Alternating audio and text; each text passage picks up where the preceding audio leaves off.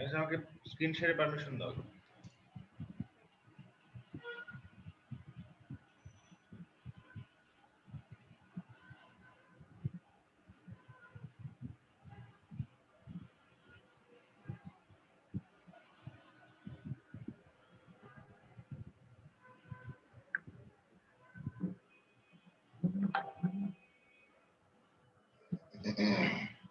আসসালামু আলাইকুম ভাইয়াপুরা, SSC crash course 21 এর আজকের কেমিস্ট্রি লাইভ ক্লাসে তোমাদের সবাইকে সুস্বাগতম জানাচ্ছি। আমি রামিসা হক চৌধুরী। আমাদের সাথে আছে কেমিস্ট্রি এক্সপার্ট মোহাম্মদ আশিকুর রহমান ভাইয়া। কিছু টেকনিক্যাল ইস্যুজ এর কারণে আমাদের সামান্য দেরি হয়েছে, তার জন্য আন্তরিকভাবে দুঃখিত। তবে এখন চিন্তার কোনো কারণ নেই, এখন আলহামদুলিল্লাহ সব ঠিকঠাক আছে। তোমরা সবাই খাতা কলম এবং অন্যান্য প্রয়োজনীয় সামগ্রী নিয়ে প্রস্তুত হয়ে যাও। তোমাদের এই গ্রুপে থাকা বাকি ফ্রেন্ডদের মেনশন করো, তারাও জয়েন করুক। ততক্ষণে আমরা আশিক ভাইয়ের কাছে আজকের ক্লাসের টপিক সম্পর্কে একটা ছোট্ট ধারণা নিয়ে নিব। ভাইয়া। হ্যালো এভরিওয়ান, আশা করি সবাই ভালো আছো। সরি, আসলে আমার নিজেরই একটা টেকনিক্যাল প্রবলেমের জন্য আসলে আমার গ্রাফিক্স ট্যাবটা একটু প্রবলেম করছিল, তো আমার আরেকটা ট্যাব ওপেন করতে হয়েছে। দ্যাট ইজ আমার ওইটা করতে যে একটু টাইম লেগে গেছে, জন্য আমরা আজকে একটু দেরি করে আসলাম লাইভে। Simply sorry for that. তো আমরা এখন শুরু করবো আমাদের এই আজকের টপিকটা।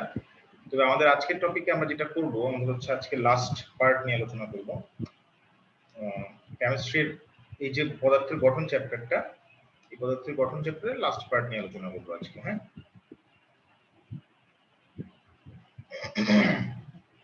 আমি একটু স্ক্রিনটা শেয়ার করি আমাদের সবার জন্য। হ্যাঁ, আশা করি আমরা স্ক্রিন দেখতে পাচ্ছি। ওকে, সো আমরা স্টার্ট করি। আমাদের হচ্ছে chapter 3, basically structure of matter নিয়ে আমরা পড়াশোনা করছিলাম।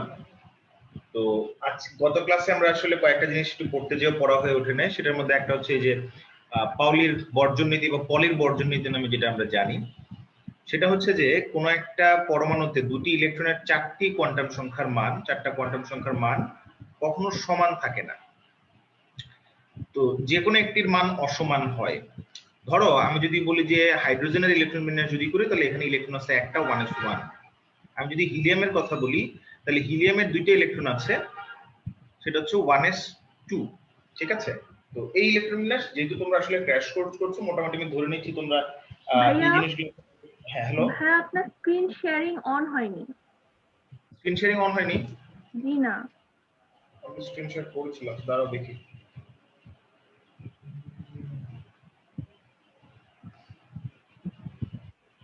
এবার অন হয়েছে?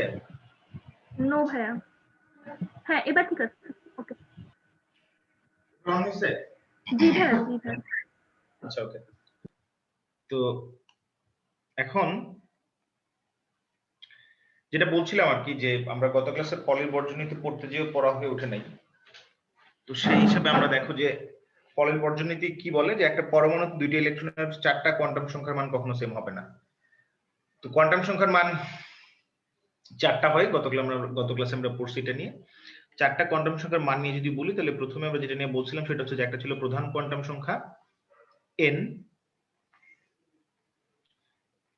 n, তারপর একটা ছিল l, আর একটা ছিল ম্যাগনেটিক কোয়ান্টাম নাম্বার, একটা ছিল স্পিন কোয়ান্টাম নাম্বার। তো এখন আমি যদি এই হিলিয়ামের দুইটা ইলেকট্রনের চারটা কোয়ান্টাম সংখ্যা নিয়ে আলোচনা করতে চাই, আমি প্রথম ইলেকট্রন ফার্স্ট ইলেকট্রন যদি তার কোয়ান্টাম সংখ্যা চারটা কোয়ান্টাম সংখ্যার মান নিয়ে আলোচনা করতে যাই, সেই ফার্স্ট ইলেকট্রনের কোয়ান্টাম সংখ্যার মান নিয়ে আলোচনা করতে গেলে দেখো এখানে ইলেকট্রন আছে দুইটা 1s2 তে।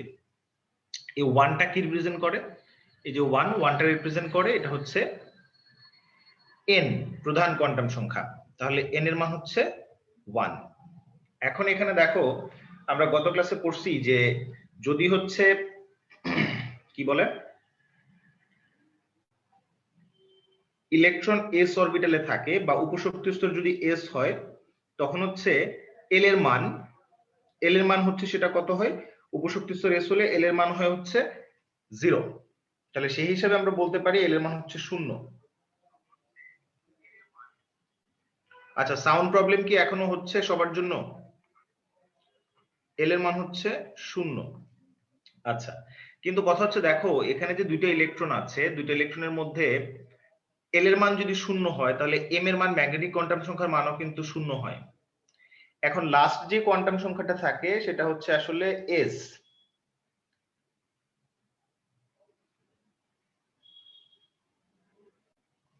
আচ্ছা রামিস স্যার, সবাই বলছে সাউন্ডের প্রবলেম হচ্ছে, সাউন্ডের কি আসলে প্রবলেম হচ্ছে?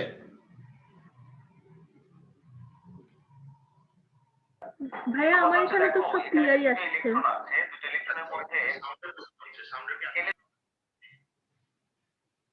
না, আমি তো আমার ফোন দিয়ে দেখছি। ভাইয়া আমার এখানেও সব ক্লিয়ার। আচ্ছা ঠিক আছে, ওকে। তো যেটা বলছিলাম যে তাহলে লাস্ট বাট নট লাস্টে যেটা বাকি থাকে আর কি সেটা হচ্ছে স্পিন আসলে, ঠিক আছে? তো স্পিন কোয়ান্টাম নাম্বার, এই স্পিন কোয়ান্টাম নাম্বারের এসটা আসলে কি? আমার এখানে দুইটা ইলেকট্রন আছে, হ্যাঁ? তো দুইটা ইলেকট্রনের মধ্যে সবসময় মনে রাখতে হবে একটার স্পিন যদি হয় প্লাস হাফ আর একটার স্পিন হবে মাইনাস হাফ। গত ক্লাসে বলেছিলাম এই জিনিসটা, সবাই কি এটা বুঝতে পারছো যে একটার প্লাস হাফ আর একটার মাইনাস হাফ কেন?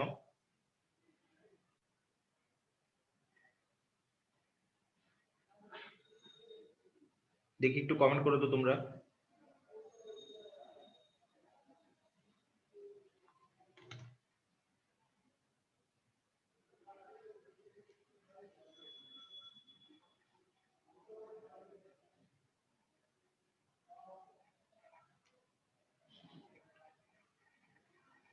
আচ্ছা, আমি যেটা বলছি যে ইলেকট্রন, আমরা গত ক্লাসে যেটা বলছিলাম স্পিন কোয়ান্টাম নাম্বার, যদি তোমাদের মনে পড়ে দেখো স্পিন কোয়ান্টাম নাম্বার ছিল যে ইলেকট্রনের স্পিন হয় প্লাস হাফ হয় অথবা মাইনাস হাফ হয়।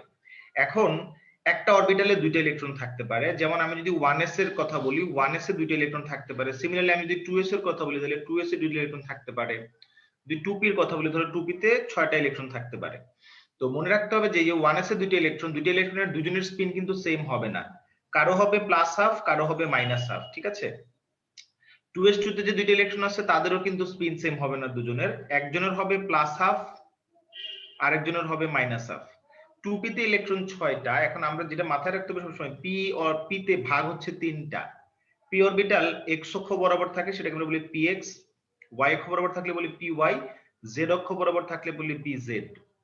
এখন যদি সেটা দ্বিতীয় শক্তি স্তরের p অরবিটাল হয় তাহলে 2px একটা, 2py একটা, 2pz একটা। এখন এই 2px y z এর কথা যে আমরা বলছি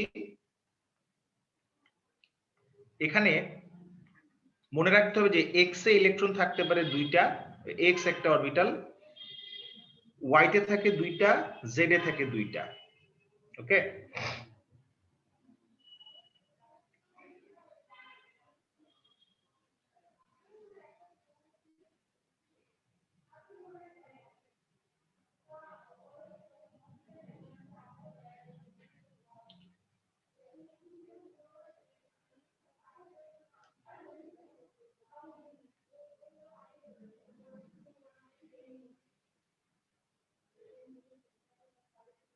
আচ্ছা রামিস আমাদের ইয়ে কি স্ক্রিন কি দেখা যাচ্ছে না আমি যে লিখছি? জি ভাইয়া সবই তো দেখা যাচ্ছে। আচ্ছা ওকে। না, অনেকের কমেন্ট দেখে আমি খুব কনফিউজ হয়ে যাচ্ছি আসলে। না ভাই আমি যাই হোক, এখানে চেক করছি, এভরিথিং ইজ ক্লিয়ার। আচ্ছা আচ্ছা আচ্ছা। হ্যাঁ, একজন বলছে স্যার অরবিটালের শক্তি ডিফারেন্সটা একটু বলেন। হ্যাঁ বলবো, কোনো সমস্যা নাই। হ্যাঁ আচ্ছা, সবাই একটু যদি কাইন্ডলি কমেন্ট করতেন যে আমি যা যা বলছি আপনারা কি ধরতে পারছেন না আমাকে আরেকটু ডিটেইলসে বলতে হবে। তাসমিয়া বলছে এটা আগে থেকে জানতাম। ওকে, পাউলির বর্জন কি আছে, ব্যাপারটা ক্লিয়ার করছি, ধৈর্য ধৈর্য।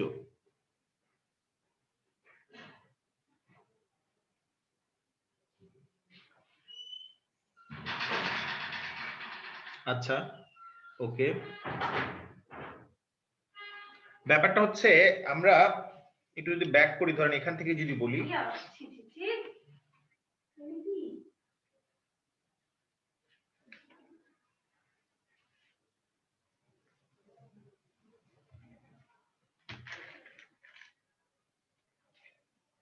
হ্যালো, ওকে। তো যেটা বলছিলাম আমরা সেটা হচ্ছে যে আসলে আমি যে হাইড্রোজেনের দুইটা ইলেকট্রনের কথা বলছি, এখানে 1s2 তে যে দুইটা ইলেকট্রন আছে, দুইটা ইলেকট্রন তাদের প্রথম ইলেকট্রনের জন্য আমরা তার প্রধান শক্তি স্তরের মান, সহকারী কোয়ান্টাম প্রধান কোয়ান্টাম সংখ্যা, সহকারী কোয়ান্টাম সংখ্যা এবং ম্যাগনেটিক কোয়ান্টাম সংখ্যার মান বের করলাম। স্পিন কোয়ান্টাম সংখ্যার মান দুইটা ইলেকট্রন যেহেতু এখানে আছে দুজনের কিন্তু স্পিন কোয়ান্টাম সংখ্যার মান সেম হবে না। আমি যদি প্রথমটা ধরি প্লাস হাফ, তাহলে যে দ্বিতীয় ইলেকট্রনটা আছে ফর সেকেন্ড ইলেকট্রনের জন্য তার এন এর মান কিন্তু 1ই হবে, বিকজ সেকেন্ড ইলেকট্রনটাও কিন্তু প্রধান শক্তি স্তরে একই অবস্থান করছে, ঠিক আছে। দেন এল সহকারী কোয়ান্টাম সংখ্যার মানও কিন্তু 0 হবে, কেন? বিকজ এটা হচ্ছে এস অরবিটালেই আছে, রাইট। ম্যাগনেটিক কোয়ান্টাম সংখ্যার মান এল এর উপরে ডিপেন্ড করে, এল এর মান 0, তাহলে ম্যাগনেটিক কোয়ান্টাম নাম্বার মানটাও 0 হবে। এখন এই যে দ্বিতীয় ইলেকট্রনটা তার স্পিন কিন্তু এখানে প্লাস হাফ হবে না, বিকজ প্রথমটার প্লাস হাফ হলে দ্বিতীয়টার মাইনাস হাফ হবে। এইটুকু কি সবাই বুঝতে পারছেন?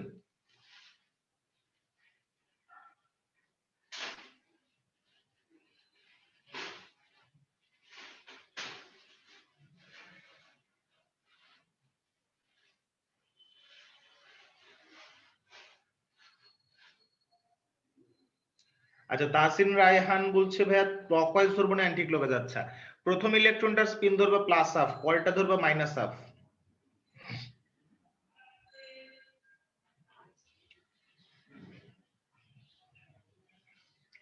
প্রথম ইলেকট্রনটা ধরবা প্লাস হাফ, পরেরটা মাইনাস হাফ। আরেকটা জিনিস এখানে দেখো যে আমরা এই যে 1s এ যে দুইটা ইলেকট্রন এটাকে বক্স করে দেখাতে পারি, এখানে দেখো একটা বক্স দেখানো হয়েছে, এরকম একটা বক্স, এই যে একটা বক্স দেখানো হয়েছে, এই বক্সে দেখো দুইটা ইলেকট্রন থাকতে পারে, এটাকে আমরা একটা অরবিটাল বলতে পারি। এটাকে যদি বলি 1s, তাহলে বক্সে দেখো এখানে দুইটা ইলেকট্রন যেহেতু আছে 1s2, তাহলে বক্সে দুইটা ইলেকট্রন রাখতে পারবো আমি। তবে মাথায় রাখতে হবে দেখো একটা ইলেকট্রনের স্পিন হচ্ছে প্লাস হাফ আর একটা হচ্ছে মাইনাস হাফ, তাহলে একটা যদি আমি উপরের দিকে তীর চিহ্ন দিয়ে বুঝাই আর একটাকে নিচের দিকে তীর চিহ্ন দিয়ে বুঝাইতে হয়। তাই দেখো গ্রিন সাইন দেওয়া আছে কিন্তু লাস্টেরটার দিকে, প্রথম দুইটার কোনোটাই কিন্তু কারেক্ট না, বিকজ দুইটাই কিন্তু সেম স্পিনে দেখাইছি আমরা। স্পিন মানে ঘূর্ণন, ঠিক আছে। একটা ইলেকট্রন ক্লকওয়াইজ ঘুরে আর একটা অ্যান্টি ক্লকওয়াইজ ঘুরে। তো যেটা আসলে বলতে চাচ্ছিলাম, এই পাউলি হচ্ছে একজন সায়েন্টিস্টের নাম, তার বর্জন নীতি বলতে বোঝায় যে চারটা কোন একটা পরমাণুতে দুইটা ইলেকট্রনের চারটা কোয়ান্টাম সংখ্যার মান কখনো সমান হবে না, যে কোনো একটা ভিন্ন হবেই। তার মানে চারটা সেম হবে না, চারটা ডিফারেন্ট হইতে পারে, আবার আবার চারটা সেম হবে না, চারটা ডিফারেন্ট হবে অবশ্যই। তবে যদি এমনও ঘটনা ঘটে যে তিনটাও যদি মিলে যায়, তাহলে চতুর্থ নাম্বারটা অবশ্যই ভিন্ন হবে। এটাই হচ্ছে পাউলির বর্জন নীতি। আরেকটা ব্যাপার যেটা বলছিলাম যে আসলে ইলেকট্রন তো ধরো পাশাপাশি যখন অবস্থান করে, দুইটা ইলেকট্রন যদি থাকে,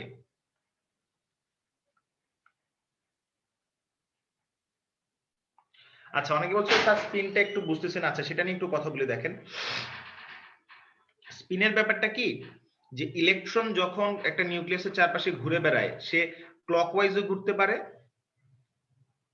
আবার সে হচ্ছে মানে এই যে ক্লকওয়াইজ ঘুরতে পারে, অ্যান্টি ক্লকওয়াইজও ঘুরতে পারে, আবার সে ক্লকওয়াইজও ঘুরতে পারে। তো সে কি অ্যান্টি ক্লকওয়াইজ ঘুরছে না ক্লকওয়াইজ ঘুরছে, তার উপরে ভিত্তি করে আমরা তার স্পিনটাকে নির্ধারণ করি, ইলেকট্রনটা কোন দিকে ঘুরছে। ওকে, তো আমরা যেটা বলি যে ইলেকট্রন ক্লকওয়াইজও ঘুরতে পারে, অ্যান্টি ক্লকওয়াইজও ঘুরতে পারে, আবার ক্লকওয়াইজও ঘুরতে পারে। তো যদি সে ক্লকওয়াইজ অ্যান্টি ক্লকওয়াইজ যেভাবেই ঘুরুক না কেন, আমি যদি ধরে নিই যে অ্যান্টি ক্লকওয়াইজটাকে যদি আমি প্লাস হাফ ধরে নিই, তাহলে ক্লকওয়াইজটাকে আমার মাইনাস হাফ ধরতে হবে। এই হাফ জিনিসটা হচ্ছে স্পিন। আমি গত ক্লাসে আপনাদেরকে একটা সূত্র পড়াইছিলাম, দেখেন এটা মনে পড়ে কিনা, এস ইকুয়াল 1/θ/360। ওই সূত্র থেকেই কিন্তু বের করা হয়েছে যে স্পিনের মান ইলেকট্রনের হাফ হয়। এখন ক্লকওয়াইজ ঘুরলে প্লাস হাফ, মানে অ্যান্টি ক্লকওয়াইজ ঘুরলে প্লাস হাফ যদি ধরেন, তাহলে ক্লকওয়াইজ হলে মাইনাস হাফ ধরতে হবে। তাই ইলেকট্রনের স্পিন হচ্ছে প্লাস মাইনাস হাফ। কেন প্লাস মাইনাস লিখছি, কারণ আমি জানি না ইলেকট্রনটা কোন স্পিনে ঘুরছে। এখন আমি যে এখানে 1s2 তে দুইটা হাইড্রোজেনের ইলেকট্রন বিন্যাস করলাম, করে বললাম যে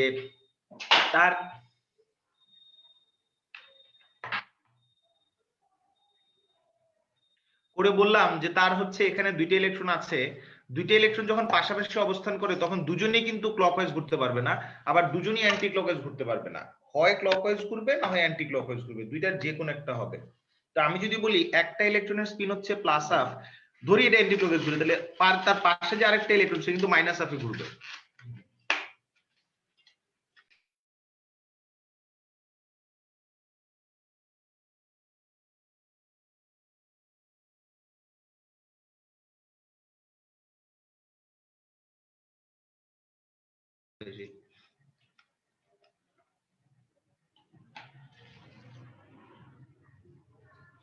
আচ্ছা, একজন বলছে যদি তিনটা ইলেকট্রন থাকে তাহলে থার্ড ইলেকট্রনের স্পিন কোয়ান্টাম নাম্বার কত? ভাইয়া একটা অরবিটালে তো তিনটা ইলেকট্রন থাকতে পারে না। একটা অরবিটালে সর্বোচ্চ 2টা ইলেকট্রন থাকতে পারে। হ্যাঁ, তো এখানে আসলে যে জিনিসটা দেখালাম,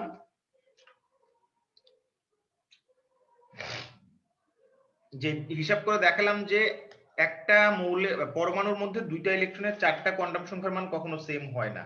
ঠিক আছে? আচ্ছা, এখন আসো এই যে নীতিটা, এর নাম হচ্ছে আউফবাউ নীতি।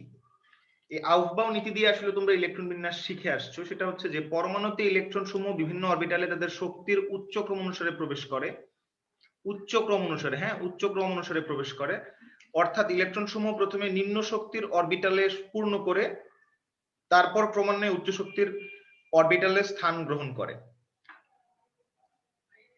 ওকে, আচ্ছা, তো এখন কথা হচ্ছে যে এই যে ইলেকট্রন উচ্চ শক্তির অরবিটালে প্রবেশ করে আগে নিম্ন শক্তি থেকে, এখন তুমি শক্তির মানটা হিসাব করবা কিভাবে? হিসাব করার সিস্টেম হচ্ছে তোমাকে যেটা করতে হবে, যে কোনো একটা অরবিটালের জন্য n প্লাস এল এর মান বের করতে হবে। যার n প্লাস এল এর মান যত কম সে অরবিটালের শক্তি তত কম। আমি যদি এখন 1s এর কথা বলি, তাহলে 1s এর জন্য দেখো তার প্রধান শক্তি স্তর n এর মান হচ্ছে 1, আর s অরবিটাল মানে l এর মান হচ্ছে 0। এটা নিয়ে গতদিন কথা বলেছি। তাহলে n প্লাস l এর মান এর জন্য কত আসতেছে? n প্লাস l এর মান আসতেছে এখানে 1। আমি যদি 2s এর কথা বলি, তাহলে 2s এর জন্য n এর মান হচ্ছে 2, s এর জন্য l এর মান হচ্ছে 0। তাহলে n প্লাস l কত? n প্লাস l আসছে হচ্ছে 2। তাহলে এখন দেখো যার n প্লাস l এর মান যত কম সে তত শক্তি, তার শক্তি তত কম। তাহলে সেই হিসাবে 1s এর শক্তি অবশ্যই 2s এর চাইতে কম। তাহলে ইলেকট্রন আগে প্রবেশ করবে হচ্ছে 1s এ, তারপরে 2s এ প্রবেশ করবে। ঠিক আছে? আচ্ছা, এখন কথা হচ্ছে দেখো যে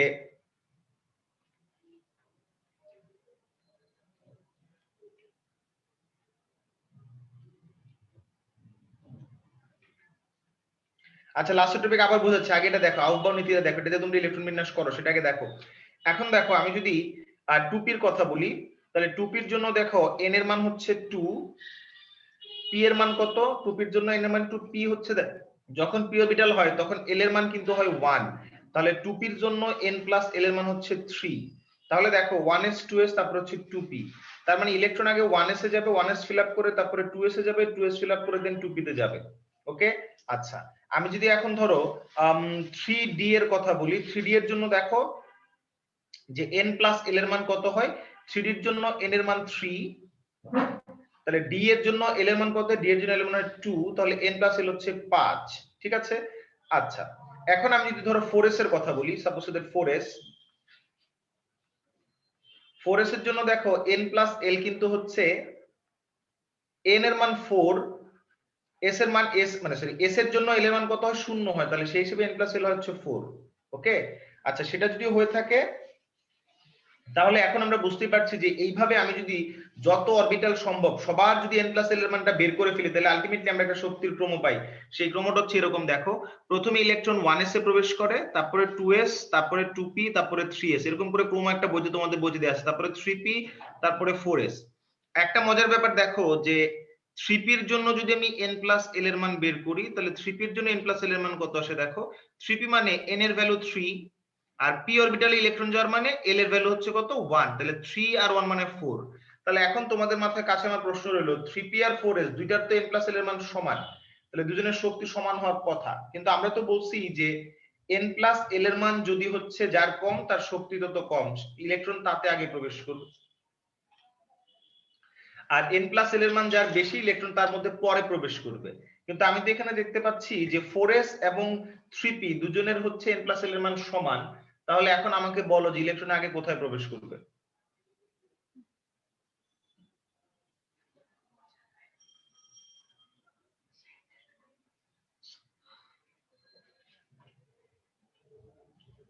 বলো তো তাহলে ইলেকট্রন আগে কোথায় প্রবেশ করবে? কমেন্ট করো, কুইকলি কমেন্ট করো। একজন বলছে 3s, আমি তো 3s বলিনি, 3p আর 4s এর কথা বলেছি। একজন বলছে 3p তে, 3d তে, 3d এর কথা বলছে আমরা, সরি p না, আমি এখানে ভুল করছি কি একটা, না ঠিক আছে 3d আর 4s ঠিক আছে, ভুল করিনি। অনেকেই বলছে 3p 3p 3p 3p। আচ্ছা, 3p তে কেন আগে যাবে? কারণ হচ্ছে দেখো যে যখন n প্লাস l এর মান দুইটা অরবিটালের জন্য সমান হয়ে যাবে, তখন তোমাকে মাথায় রাখতে হবে যার n এর মান ছোট ইলেকট্রন আগে তার মধ্যে প্রবেশ করবে। এখন আমি দেখতে পাচ্ছি যে এখানে আমার সরি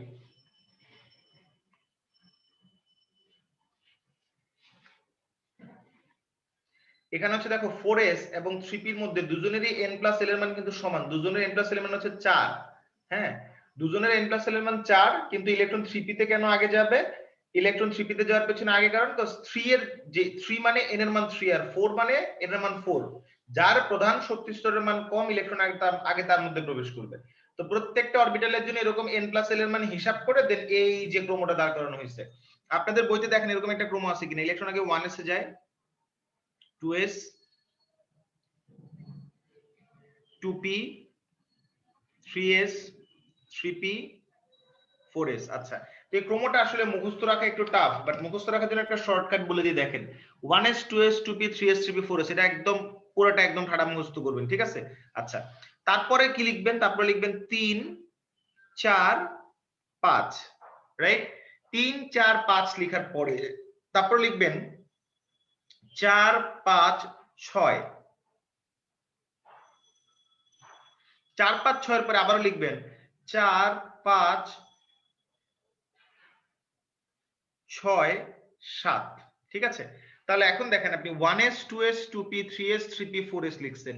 3 এর পরে যেখানে 3 লিখছি, 3 এর পরে আমি কি লিখবো? 3 তে এখন কি কি দিছি দেখেন, s দিছি 3 এর, 3 এর p দিছি, তাহলে 3 এর p এর পরে কি আসে? s p d f, তার মানে d আসে। 4 এ কি আসবে দেখেন, আপনি 4 এর শুধু s দিবেন, তাহলে 4 এর পরে p দিবেন। 5 এ কি আসে দেখেন, 5 এ এখন পর্যন্ত কিছুই দেন নাই, তার মানে s দিবেন শুরুতে। এখন 4p অলরেডি দিয়া ফেলাইছেন, তাহলে দিবেন 4d, তাহলে 5p, 6x, এইভাবে আমরা 4f, দেন হচ্ছে কি 5p দিছি অলরেডি, তাহলে 5d, দেন 6s দিছি, 6p হবে, দেন 7s হবে। তো এই ক্রমটা এইভাবে মনে রাখার চেষ্টা করবেন আর কি। তো ইলেকট্রন শুরুতে s এ প্রবেশ করে, মানে 1s, তারপরে 2s, তারপরে 2p, 3s, 3p, 4s এরকম করে যায়। তো এখন কথা হচ্ছে যে 1s এ ইলেকট্রন ধরতে পারে দুইটা, s অরবিটালের ইলেকট্রন ক্যাপাসিটি 2, p অরবিটালের ইলেকট্রন ক্যাপাসিটি হচ্ছে 6, d অরবিটালের ইলেকট্রন ক্যাপাসিটি হচ্ছে 10, f অরবিটালের ইলেকট্রন ক্যাপাসিটি হচ্ছে 14। এখন কথা হচ্ছে যে s অরবিটালে দুইটায় যাইতে পারে, p তে 6টা যেতে পারে, কেন? বিকজ p এর সাব ডিভিশন আছে। আবার p এর সাব ডিভিশন হচ্ছে, আচ্ছা অনেকে বলছে আরেকবার বলবো, আচ্ছা আমি আরেকবার বলছি। দেখো তোমাদের বইতে একটা ক্রম দেয়া আছে, ক্রমটা খেয়াল করছো কিনা জানি না, তোমরা বইতে এই ক্রমটা দেখবা। সেই ক্রম অনুযায়ী এই অরবিটাল ইলেকট্রনগুলোর যে অরবিটালের শক্তির ক্রমটা মনে রাখার জন্য আমি যেটা বললাম আর কি, যে 4, 5, 6, দেন 4, 5, 6, দেন হচ্ছে 7। তো প্রথমে দেখো তুমি 1s দিছো, 2s, 2p, 3s, 3p, 4s, এটা মুখস্থ রাখবা। এখন 3s, 3p, 4s, 4s এর পরে কোন অরবিটাল আসবে? দেখো 4s এর পরে আসবে 3, আর লিখছি আমি 3 লেখার পরে দেখো এখন 3s দিয়া ফেলাইছো, 3p দিয়া ফেলাইছো, তাহলে তারপরে p এর পরে কি আসে? d আসে। এন্ড 3d এর পরে 4 আসবে, 4 এর পরে কি 4s না 4p না 4d, কেমনে বুঝবা? অলরেডি 4s দিছো, তাহলে এবার 4p দিবা। এবার আসতেছে 5, তাহলে 5 এর কি দিবা? দেখো 5 এর কোন অরবিটাল তুমি এখনো দাও নাই, তাহলে 5s দিবা। 4p এর 4 আর 5s এর পরে 4, 4 এর এখন কি দিবা? 4 এর তো p দিছো অলরেডি, তাহলে 4 এর d দিবা। 5 এর s দিছো, 5 এর p দিবা। 6 এর কিছু দাও না, তাহলে 6 এর s দিবা। এন্ড 4 এর d দেওয়ার পরে কি আসবে? 4 এর f, তারপরে 5 এর কি দিবা? দেখো p এর পরে কি আসে? d, তারপরে কি আসে? 6 এর s এর পরে p, আর 7 এর s। তো এইভাবে আর কি আমরা এই অর্ডারটাকে সাজাই। তো সেই অর্ডারটা হচ্ছে এরকম করে, যে জিগজ্যাগ জিগজ্যাগ অর্ডারটা দেখতে পাচ্ছি, যেটা this one, this one, this one, এই অর্ডারটা কিন্তু এই n প্লাস l এর মানে হিসাব করে আসছে। সবাই কি বুঝতে পারছো? বুঝে থাকলে একটু কমেন্ট করো। হ্যাঁ,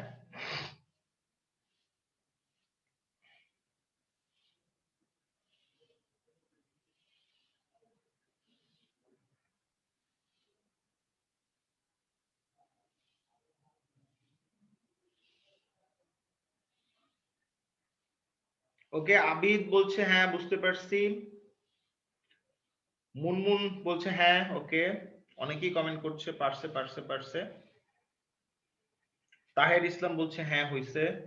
আহসানুল কবির বলছে যে না আমি বুঝতে পারিনি। আচ্ছা আহসানুল কবির, তুমি যেটা করবা n প্লাস l এর মান হিসাব করবা, n প্লাস l এর মান হিসাব করে দেন এই ক্রমটা সাজাবা, তাহলে দেখবে ক্রমটা এরকম হয়ে যায়। ওকে, ইশতিয়াক বলছে যে হ্যাঁ বুঝতে পারছি। সবাই কিন্তু মনোযোগ দিয়ে শোনো, তোমাদেরকে আপু যে বলছে কেউ অন্য কাউকে ডিস্ট্রাক্ট করবা না, কাইন্ডলি এই কাজটা কিন্তু করবা না। হ্যাঁ, অন্য কাউকে ডিস্ট্রাক্ট করবা না প্লিজ। না বুঝলে পরে কমেন্ট করবা, আমি অবশ্যই চেষ্টা করবো তোমাদেরকে বোঝানোর জন্য। আশা করি তোমরা বুঝতে পারবা। নূরে আলম, হ্যাঁ কমেন্ট দেখা যাচ্ছে। আজরাফ ফাহিম, ইয়েস। ফাবলিহা জুবাইদা আলম, হ্যাঁ বুঝতে পারছি। আচ্ছা শোনো, ব্যাপারটা হচ্ছে কি, তোমরা যদি অ্যাক্টিভলি পার্টিসিপেট না করো তাহলে কিন্তু বোঝানো একটু মুশকিল। তো যেটা আসলে করার চেষ্টা করছি, যেটা তোমরা বুঝতেছো যে তোমাদের আসলে সিলেবাসটা শর্ট করে দিছে, তোমাদের আসলে এমন কিছু জিনিসপত্র জানতে হবে যে জিনিসগুলো হয়তো বা জানার দরকার নাই তোমাদের এই লেভেল বা তোমাদের বইতেও নাই। তো এখন প্রবলেমটা যেটা, আমি যদি তোমাকে এখন বুঝাইতে চেষ্টা করি যে টি তে 6টা ইলেকট্রন থাকে, কেমনে 6টা থাকে, ডি তে 10টা থাকে, কেমনে 10টা থাকে, কখনো মাথায় প্রশ্ন আসে নাই? সেই প্রশ্নগুলা আসছে যে ওগুলার অ্যান্সার পাইতে হলে তোমাকে এই যে পাউলের বর্জন নীতি পড়তে হবে, আউফবাউ নীতি। এই নীতিটা আউফবাউ নীতি, কিন্তু বইতে কিন্তু ডিরেক্টলি এরকম করে এন প্লাস এল এর মান হিসাব করে ক্রম দেয় নাই কিন্তু, ঠিক আছে? সো এন প্লাস এল এর মান হিসাব করেই ক্রমটা বাইর করতে হয়, এই জিনিসটা মাথায় রাখবে সবাই। হ্যাঁ, ওকে ফায়েক, তোমার নাম বললাম, তুমি নাম বলতে বলছো। মোহাম্মদ তামিম বলছে আমার আমার ল্যাপটপের ক্যামেরা নষ্ট, সরি ভাইয়া অন করতে পারছি না, পরে লাস্টের দিকে ফোনের ক্যামেরা অন করে আসবো তোমাদের সাথে। সমস্যা নেই, আমরা নেক্সট ক্লাসটা হচ্ছে এটার উপরে রিভিশন একটা ক্লাস করব, যদিও নেক্সট ক্লাসে রিভিশন ক্লাস করার কথা ছিল না, বাট রিভিশন ক্লাস করব। আচ্ছা, তো আমরা তাহলে পরের স্লাইডে যাই। পরের স্লাইডে আসলে দেখো কি লেখা আছে, হুন্ডের নীতি। হুন্ড আসলে কি বলছে, হুন্ডের নীতিটা বোঝার জন্য আগে আমাদেরকে আগের পেজে কিছু জিনিস একটু বুঝে আসতে হবে। তো আগের পেজে জিনিসগুলো একটু বোঝার চেষ্টা করি। দেখো আমি আগের পেজে একটা খালি অংশ আছে, এখানে লিখি কিছু জিনিসপত্র। আমরা গত ক্লাসে একটা জিনিস দেখছিলাম কিনা দেখো, তোমাদের মনে আসে কিনা, মনে আছে কিনা দেখো, যে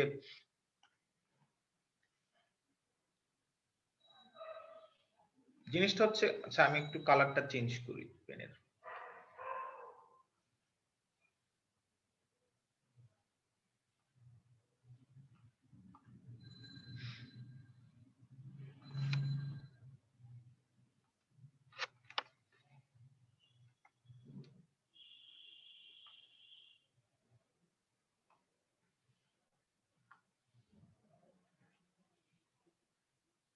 আরো দেখা যায় না।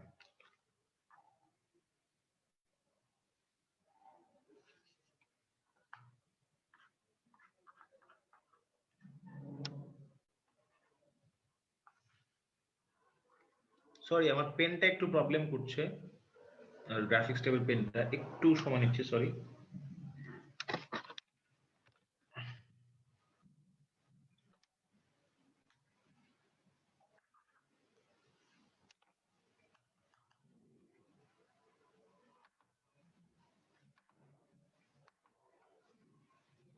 আচ্ছা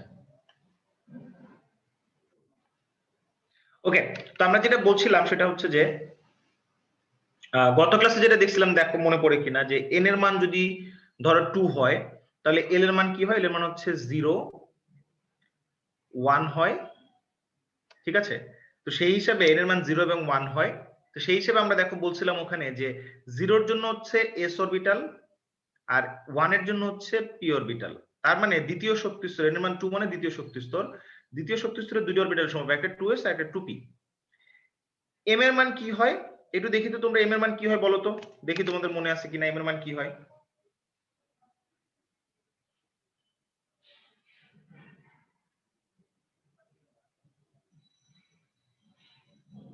হ্যাঁ, ব্ল্যাক কালার ইউজ করছি।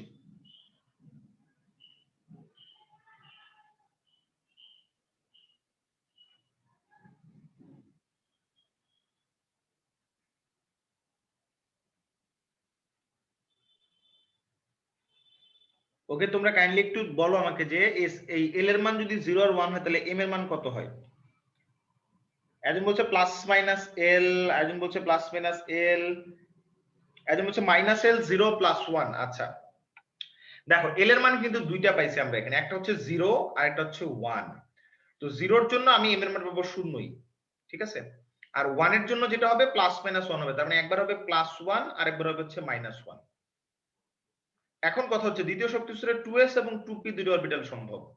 এখানে এই যে m এর তিনটা মান, এই তিনটা মান রিপ্রেজেন্ট করে আসলে, আমি 2s এর জন্য যদি বলতাম তাহলে 2s এর জন্য আমার n এর মান হচ্ছে 2, l এর মান হচ্ছে কত 0, তাহলে m এর মান হবে 0। এখন আমি যদি টুপির কথা বলি, টুপির জন্য দেখো এন এর মান হচ্ছে 2 আসে, এল এর মান কত আসে 1 আসে, এম এর মান কত আসবে এখন? যখন এল এর মান 1 তখন এম এর মান হবে 0 সহ প্লাস মাইনাস 1, ঠিক আছে? তাহলে আলটিমেটলি এল এর মানের জন্য আমার 0 সহ প্লাস মাইনাস এল, তাহলে -1 0 +1। তো এখন দেখো যে 2s এর জন্য এম এর মান 0 আর 2p এর জন্য 3টা, মানে 2p এর জন্য 3টা পাইলাম। তো আলটিমেটলি অ্যাজ এ হোল সবগুলো একসাথে করলে কি পাওয়া যায়? 0 তো দুইবার পাইছি, তাহলে 0 একবারে লিখলাম, আর একটা +1 একটা -1। কিন্তু 2p তে দেখো যখন আমি 2p এর কথা বলছি তখন m এর মান হচ্ছে 3টা, এই m এর মান 3টা মানে p অরবিটালের সাবডিভিশন 3টা, ঠিক আছে? p তে সাবডিভিশন 3টা। সো p তে সাবডিভিশন 3টা এবং p অরবিটাল 3 ধরনের হয়, একটা হচ্ছে px, আরেকটা py, আরেকটা হচ্ছে pz। এখন দেখো p অরবিটাল দেখতে কি রকম হয়? p অরবিটাল দেখতে হচ্ছে এরকম, এই যে এরকম হচ্ছে p অরবিটাল দেখতে। এখন আমরা যদি তিনটা অক্ষের কথা বলি, ধরো এটা x অক্ষ, এটা y অক্ষ, আর এটা হচ্ছে z অক্ষ। আসলে z অক্ষটা আমি খাতায় দেখাতে পারবো না, তো এইভাবে দেখাচ্ছি আর কি। তাহলে যদি এই p অরবিটালটা x অক্ষ বরাবর থাকে তখন সেটাকে বলা হয় px, যদি সে y অক্ষ বরাবর থাকে তখন সেটাকে বলা হয় py, আর যদি সে z অক্ষ বরাবর থাকে তখন সেটাকে বলা হয় pz। দেখো তো এই জিনিসটা বুঝছো কিনা সবাই? ওকে, তোমরা কিন্তু কাইন্ডলি একটু হচ্ছে মানে তোমরা কে কোন স্যারের কাছে পড়ো সেটা নিয়ে তো এখানে আসলে কমেন্ট করার কোনো প্রয়োজন দেখছি না, হ্যাঁ?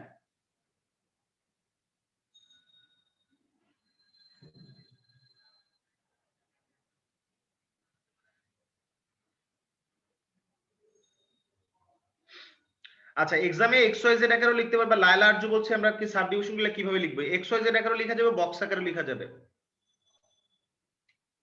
আচ্ছা, তিনটা এক্সিস এর ব্যাপারটা হচ্ছে আসলে এই জিনিসটা আমি একটু বলি আবার ক্লিয়ার করি। ধরো এটা এক্স অক্ষ, এটা এক্স অক্ষ, এটা হচ্ছে ওয়াই অক্ষ। তাহলে জেড অক্ষ জিনিসটা কি আসলে? এক্স এবং ওয়াই অক্ষের সাথে লম্ব। তার মানে জেড অক্ষ ব্যাপারটা হচ্ছে এই যে এই বিন্দু আছে না, এই বিন্দু থেকে ধরো তুমি যে মোবাইলের দিকে তাকাইছো, তোমার দিকে যদি একটা অক্ষ আসে যেটা কিনা তোমার দিকে মানে অক্ষের অর্ধেক অংশ তোমার দিকে আর বাকি অংশ হচ্ছে মোবাইল ভেদ করে মোবাইলের পেছনের দিকে, বা যদি ডেস্কটপে দেখো ডেস্কটপের পেছনের দিকে, বুঝো কিনা দেখো, জেড অক্ষ।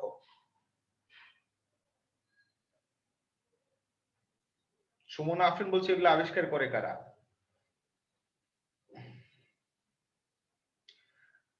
ওকে, সানজানা ইসলাম বলছে বক্স আকারে লিখলে হবে। হ্যাঁ, বক্স আকারে লিখলে হবে।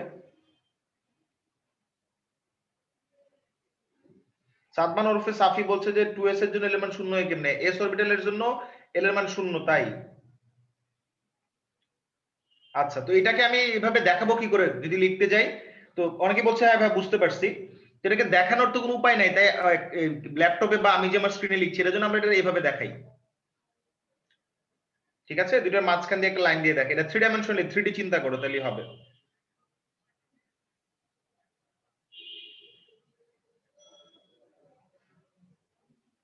তো এটাকে আমরা জেড অক্ষ বলি। তো অরবিটাল 3টা অক্ষ বরাবর থাকতে পারে। তো ধরো আমি যদি এক্স অক্ষেরটা এখন মুছে ফেলাই, ধরো এই যে জেড অক্ষেরটা যদি মুছে ফেলি, ওয়াই অক্ষরটা মুছে ফেললাম, এই যে এক্স অক্ষ বরাবর একটা দিয়ে থাকে তাহলে সেটা বলি পি এক্স, ঠিক আছে? আর যদি ওয়াই অক্ষ বরাবর থাকে তখন সেটাকে বলি পি ওয়াই, আর জেড অক্ষ বরাবর থাকলে সেটাকে বলি হচ্ছে পি জেড। তার মানে টুপি তে দেখো পি তে ইলেকট্রন থাকে 6টা, তার মানে টুপি তে ভাগ হচ্ছে দুটো, টুপি এক্স 3টা, সরি, টুপি ওয়াই, টুপি জেড।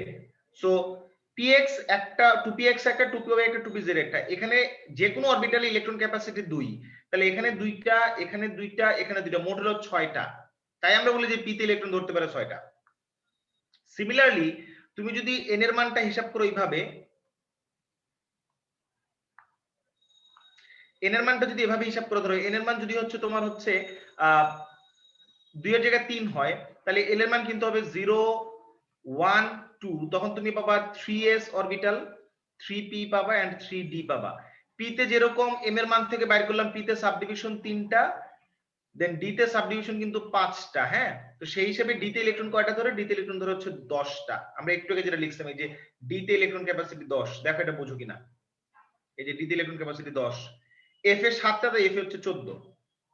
যদি বুঝতে পারো তাহলে।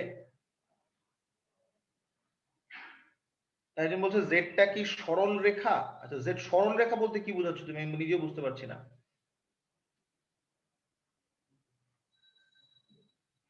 হ্যাঁ, জেডটা তো স্ট্রেট লাইন, আমি এখানে একটু বাঁকা হয়ে গেছে আর কি আঁকতে, যেটা স্ট্রেট লাইন সরল রেখাই হবে। এবার কি বুঝতে পারছো সবাই? যদি বুঝে থাকো তাহলে একটু কমেন্ট করো। আলিয়া হাসান বলছে জি ভাই বুঝতে পারছি। কাজরি কান্তা বলছে G S sir. Alamgir Hossain বলছে জি এস স্যার, জি স্যার, জি স্যার বুঝছি। নওশাদ উদ্দিন বলছে বুঝছি। ওকে। ফয়সাল আহমেদ বলে হ্যাঁ যে বুঝতে পারছি বুঝতে পারছি। আচ্ছা, তো সেই হিসাবে এখন কথা হলো, দেখো ধরো আমি যদি সাপোজ সে দ্যাট আমি হাইড্রোজেনের ইলেকট্রন বিন্যাস করব, ইলেকট্রন একটা, তাহলে লিখবো 1s1। আমি যদি হিলিয়ামের ইলেকট্রন বিন্যাস করি, এখানে প্রোটন নাম্বার 2, তার মানে ইলেকট্রন দুইটা, তাহলে লিখবো হচ্ছে 1s2। এখন আমি যদি ধরো লিথিয়ামের ইলেকট্রন বিন্যাস করি, এখানে 3, তাহলে ইলেকট্রন বিন্যাসটা কেমন হবে? 1s। এখন 1s ইলেকট্রন ধরে দুইটা দুইটা দিলাম, আমার কাছে ইলেকট্রন আছে 3টা, তাহলে বাকি একটা কাকে দিব? 1s এর পরে কি আসে? 2s, তাহলে 2s কে একটা দিব। ফাইন। এখন আমরা একটা কাজ করতে পারি, আমরা চাইলে এই জিনিসগুলোকে বক্স বক্স করে দেখাইতে পারি, ঠিক আছে? বক্স করে কিভাবে দেখাবো সেটা হচ্ছে, দেখো যে এস এর, ওকে, একটা অরবিটালকে একটা বক্সে দেখানো যায়। এখন এই 1s ইলেকট্রন একটা, তাহলে একটা তীর চিহ্ন, প্রথমটা উপরের দিকে তীর চিহ্ন দিবা। হিলিয়ামের দুইটা ইলেকট্রন, 1s অরবিটাল একটা অরবিটাল, তাহলে এখানে বক্স দিবা একটা। ইলেকট্রন দুইটা, তাহলে প্রথমটা উপরের দিকে তীর চিহ্ন, পরেরটা নিচের দিকে তীর চিহ্ন। লিথিয়ামের ক্ষেত্রে দেখো 1s একটা অরবিটাল, 2s একটা, তাহলে বক্স আঁকবা দুইটা।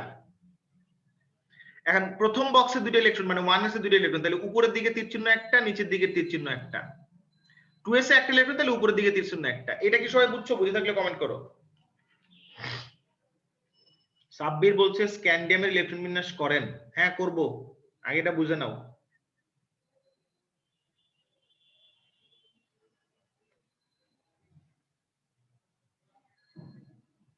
মিস্টার সাব্বির আহমেদ, আমি বুঝতে পারছি স্ক্যান্ডিয়ামের ইলেকট্রন বিন্যাস কেমনে করব। অঙ্কন দাস বলছে জি বুঝতে পারছি। কাজরিয়া কান্তা বলছে ইয়েস বুঝতে পারছি। লাইলা আরজু বলছে জি। ওকে, সবাইকে কমেন্ট করতে হবে, হ্যাঁ রেসপন্স করতে হবে, কমেন্টে রেসপন্স করেন। ফ্রেডরিক হারমান্ড হুন্ড, আচ্ছা ওকে। ফাবলিহা জুবাইদা বলছে এটা। আচ্ছা হুন্ড কি? হুন্ড একজন ব্যক্তির নাম, হুন্ড সায়েন্টিস্টের নাম। ওকে বুঝতে পারছে বুঝতে পারছে বুঝতে পারছে।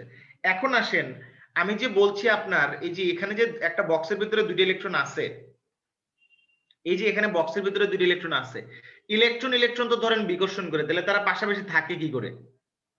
তো আমরা আরেকটা যদি ইলেকট্রন বিন্যাস করি, ধরেন আমরা যদি হচ্ছে ধরেন সাপোজ বেরিলিয়ামের ইলেকট্রন বিন্যাস করি, বেরিলিয়াম হচ্ছে 4, তাহলে ইলেকট্রন হবে কি 1s এ দুইটা দিব, তারপর ইলেকট্রন বাকি থেকে দুইটা, 2s এ দুইটা দিলাম, ফাইন। তাহলে 1s এর জন্য একটা বক্স রাখবো, 2s এর জন্য আরেকটা বক্স রাখবো। 1s এ দুইটা ইলেকট্রন, তাহলে উপরের দিকে তীর চিহ্ন দিয়ে একটা ইলেকট্রন বুঝাবো, নিচের দিকে দিয়ে আরেকটা। 2s এ দুইটা উপরের দিকে একটা, নিচের দিকে একটা, রাইট? আচ্ছা, এখন কথা হচ্ছে এই যে দুইটা ইলেকট্রন পাশাপাশি থাকতেছে, তাদের তো একসাথে থাকার কথা না আসলে, তারা বিকর্ষণ করবে একজন আরেকজনেরটা।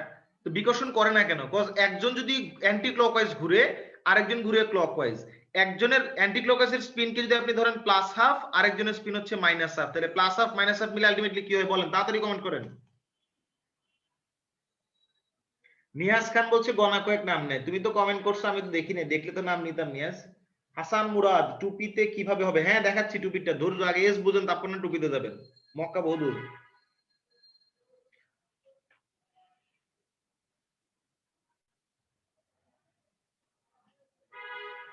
ওকে, সবাই বলছে 0 0 0, তার মানে ইলেকট্রন ইলেকট্রন কিন্তু তখন বিকর্ষণ করবে না, তারা একসাথে অবস্থান করবে, ঠিক আছে? তো এই যে ব্যাপারটা, একজনের প্লাস হাফ আরেকজনের মাইনাস হাফ, তাহলে আগে যে আপনি আপনাদেরকে যে এর কথা বললাম, কি যেন, ওই যে পলির বর্জন নীতি, তাহলে এবার দেখেন বুঝতে পারেন কিনা পলির বর্জন নীতি, দেখেন তো। অঙ্কন দাস, এই সায়েন্টিস্টদের নাম তো বইয়ে ছিল না ভাই, এই বইয়ে না থাকলে তোমার বুঝাবো কেমনে? আমি এখন সায়েন্টিস্টের নাম না করলে আউফবাউ নীতি কেমনে বুঝাবো বলো? এটাতে আমি আমার নাম দিয়ে চালা দিতে পারবো না। ফয়সাল আহমেদ কায়েস বলছে হ্যাঁ। তারপরে শিলা হোসেন, মাধুর্য, বৃষ্টি, আমি এটাই বলছিলাম এতক্ষণ। হাসান ও বুঝছি, ওকে বুঝতে পারছে সবাই। ওকে ওকে ওকে ওকে, তাহলে আমরা এবার হচ্ছে আসলে হুন্ডের নীতিতে যাই। হুন্ড কি বলছে? হুন্ড বলছে যেটা সেটা হচ্ছে, ধরেন আমি যদি পি অরবিটাল ইলেকট্রন বিন্যাস করতে যাই, ধরেন আমি হচ্ছে এখন ইলেকট্রন বিন্যাস করবো হচ্ছে বোরনের, বোরন হচ্ছে 5, তাহলে বোরনের ইলেকট্রন বিন্যাস হবে 1s2, 2s2 দুইটা দুইটা করে দিলাম। এখন p তে কয়টা দিব? 2s2 এর পরে 2p আসে, 2p তে কয়টা দেব? একটা। এখন মাথায় রাখতে হবে 2p তে কিন্তু ভাগ আছে তিনটা, একটা হচ্ছে px, আরেকটা হচ্ছে py, আরেকটা হচ্ছে pz। তাহলে 2px 2py 2pz। এখন আমি যেটা করতে পারি দেখেন এই ইলেকট্রন বিন্যাসটাকে ডাইরেক্টলি 2p1 না লিখে আমি এভাবে লিখতে পারি। সেটা হচ্ছে যে আমি লিখতে পারি ধরেন 2px 2py 2pz। তাহলে 2px এ একটাই দিব কারণ আমার কাছে ইলেকট্রন একটা, আগে x এ দিব তারপরে y তারপরে z এ, তাহলে p তেও 0 z এও 0। এখন কথা হচ্ছে ধরেন আমি বোরনের কথা না বলে যদি ধরেন বলি কার্বনের কথা, কার্বন 6, তাহলে দেখেন 1s2 2s2 দেন 2px 2py 2pz। এখন কথা হচ্ছে দেখেন 1s2 2s2 দিলেন, চারটা দিয়ে দিয়েছেন, বাকি আপনার কাছে আর দুইটা, তাহলে এখন p তে দুইটা দিয়ে দিলে তো হয়, হয় না? সবাই যদি বুঝে থাকেন এই জিনিসটা ইয়েস বলেন।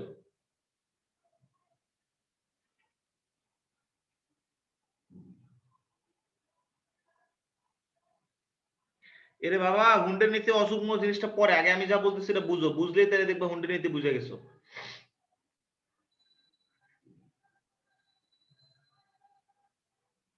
কেন হবে না? একজন বলছে ইয়েস, একজন বলছে হবে না। ওকে, অনেকে বলছে হবে না হবে না হবে না, জিনিসটা বুঝতে হবে ভালো মতো। অনেকে বলছে ইয়েস ইয়েস হবে হবে হবে হবে। আচ্ছা না, ইলেকট্রন বিন্যাসের সাথে স্পিনের চিত্র দেখাইতে হবে না কবিউল ইসলাম। আচ্ছা অনেকেই বলছে হবে না, আরেকজন অনেকেই বলছে হবে। আসলে জিনিসটা কি হবে না কি হবে না? আসলে হবে না।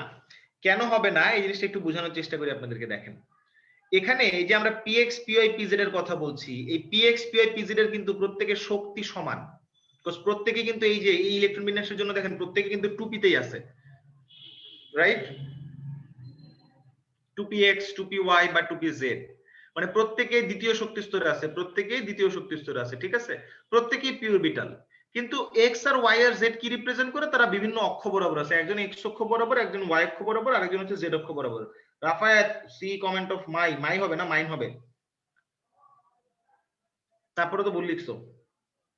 আচ্ছা এখন কথা হচ্ছে যখন এরকম তিনটা অরবিটাল সমশক্তির হবে, যে 2px 2py 2pz, তারা প্রত্যেকে সমশক্তির, তো এরকম সমশক্তি সম্পন্ন অরবিটাল ইলেকট্রন কিভাবে দিব আমি? আগে কি x ফিল আপ করে ফেলাবো, তারপরে y তে দিব, তারপরে z এ দিব, না কিভাবে দিব? এইটাই বলছে হুন্ডের নীতিতে। হুন বলছে যে একই শক্তি সম্পন্ন বিভিন্ন অরবিটালে ইলেকট্রনগুলো এমন ভাবে অবস্থান করবে যেন তারা সর্বাধিক অযুগ্ম বা বিজোড় অবস্থায় থাকতে পারে।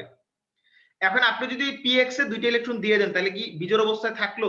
জোড়া দিয়ে দিলেন না? তাহলে আগে আপনাকে যেটা করতে হবে তাদেরকে বিজোড় বিজোড় করে রাখতে হবে। বিজোড় বিজোড় করে রাখতে হবে বলতে কি, আগে আপনি পিএক্স কে একটা দিবেন, তারপরে পিওয়াই কে একটা দিবেন, এরপরে কি আর আছে আপনার কাছে? নাই, তাহলে পিজেড 0। এবার আপনি নাইট্রোজেনের দিকে তাকান, নাইট্রোজেন হচ্ছে 7, ঠিক আছে? তাহলে নাইট্রোজেন ইলেকট্রন বিন্যাস হচ্ছে 1s2 2s2 2px 2py দেন হচ্ছে 2pz। এবার দেখেন আপনার কাছে 1s2 তে 1s এ দুইটা 2s এ দুইটা দিলেন, চারটা, বাকি আছে কয়টা? তিনটা। এবার তিনটা আপনি কি করবেন? এমন ভাবে দিবেন যেন সবচেয়ে বিজোড় অবস্থায় থাকে। ব্যাপারটা হচ্ছে দেখেন 2px কে একটা দেন, 2py কে একটা দেন, 2pz কে একটা দেন, তাহলে দেখেন কিন্তু বিজোড় বিজোড় হইছে। এখন যদি আপনি অক্সিজেনেরটা করেন, অক্সিজেন হচ্ছে 8, তাহলে কি ইলেকট্রন বিন্যাস পাবেন? 1s2 2s2 দেন হচ্ছে 2p তে কয়টা দেবে? চারটা, কিন্তু 2p তে ভাগ তো তিনটা, একটা 2px একটা 2py একটা 2pz। এবার আপনি আপনার কাছে ইলেকট্রন আছে চারটা, এবার আপনার কাজ হচ্ছে সবাইকে আগে একটা একটা করে দিবেন, ঠিক আছে? আগে একটা দিবেন, যে সবাইকে দেখেন px এ একটা দিলেন, py তে একটা, pz এ একটা। আপনার কাছে ইলেকট্রন আছে চারটা, বাট আপনি দিছেন বিজোড় করে করে দিতে দিতে তিনটা, রাইট? এখন বিজোড় করে দিতে দিতে যে তিনটা দিছেন, বিজোড় করে দিতে যে তিনটা দিছেন, সেই তিনটা দিয়ে আসলে দেওয়ার পর আর বাকি রয়েছে একটা। এবার কি করবেন? প্রথমটারে দিবেন একটা, তার মানে প্রথমে দিবেন দুইটা, ঠিক আছে? তাহলে দেখেন বুঝছেন কিনা, যদি বুঝে থাকেন তাহলে একটু কমেন্ট করেন।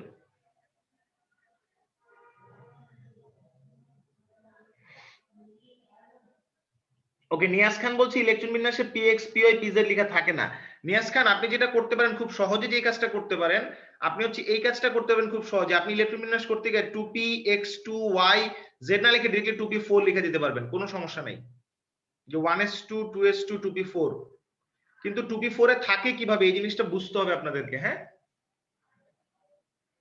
ওকে, অনেকে বলছে ক্লিয়ার ক্লিয়ার ক্লিয়ার। জি ভাইয়া বুঝতে পারছি ভাইয়া, all clear, thank you. Atika বলছে, নৌশিন বলছে জি স্যার, হাবিবা ইসলাম বলছে জি স্যার। আচ্ছা, এখন দেখেন আপনি যদি বক্স করে লিখতে যান, বক্স করে লিখতে গেলে দেখেন যে নাইট্রোজেনেরটা এখানে বক্স করে লেখা আছে, নাইট্রোজেন ইলেকট্রন 7টা। ওই যে 1s2 দেখেন 1s2, তাই 1s এর বক্সে 2টা ইলেকট্রন দিয়েছে, একটা উপরের দিকে একটা নিচের দিকে। 2s2 তাই 2s এর বক্সে 2টা দিয়েছে, একটা উপরের দিকে একটা নিচের দিকে। 2p তে দেখেন একটা 2p x আর একটা 2p y আর একটা 2p z, প্রত্যেকেরই কিন্তু আগে একটা একটা করে দিয়েছেন। তাহলে প্রত্যেকের প্রথমে প্রত্যেকে উপরের দিকে তীর চিহ্ন দিবেন, তারপর নিচের দিকে আসবে। আমি যদি এটাকে নাইট্রোজেন না বলে অক্সিজেন বলতাম সাপোজ দেখ, তখন কিন্তু নাইট্রোজেনের পরে যদি অক্সিজেন বলতাম, ধরেন অক্সিজেনটা বক্স করে দেখাই, 1s2 তে 2টা, তাহলে উপরে একটা নিচে একটা, 2s2 তে 2টা, উপরে তীর চিহ্ন একটা নিচে তীর চিহ্ন একটা, 2p 3টা ভাগ করেন, প্রথমে উপরের দিকে একটা করে দেন, কারণ প্রথমে আপনি বিজোড় একটা করে দিয়েছিলেন, তারপরে x তে 2টা দিলেন, তাহলে x এ আরেকটা নিচের দিকে দেন।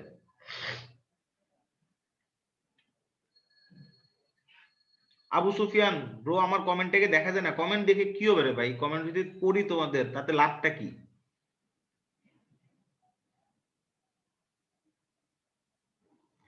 এত ডিটেইলস কি আমাদের এক্সামে আসবে? আসতে পারে, তো তাই তো পড়াচ্ছি, নাহলে তো পড়াতাম না।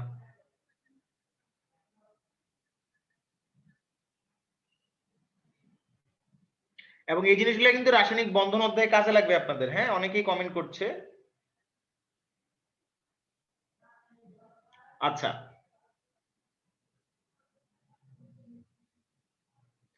ফাবলিয়া জুবাইদা আলম বলছে যে সে হচ্ছে ক্যামলিবার্টেক্স থেকে কপি করে নিয়ে আসছে। আচ্ছা ওকে,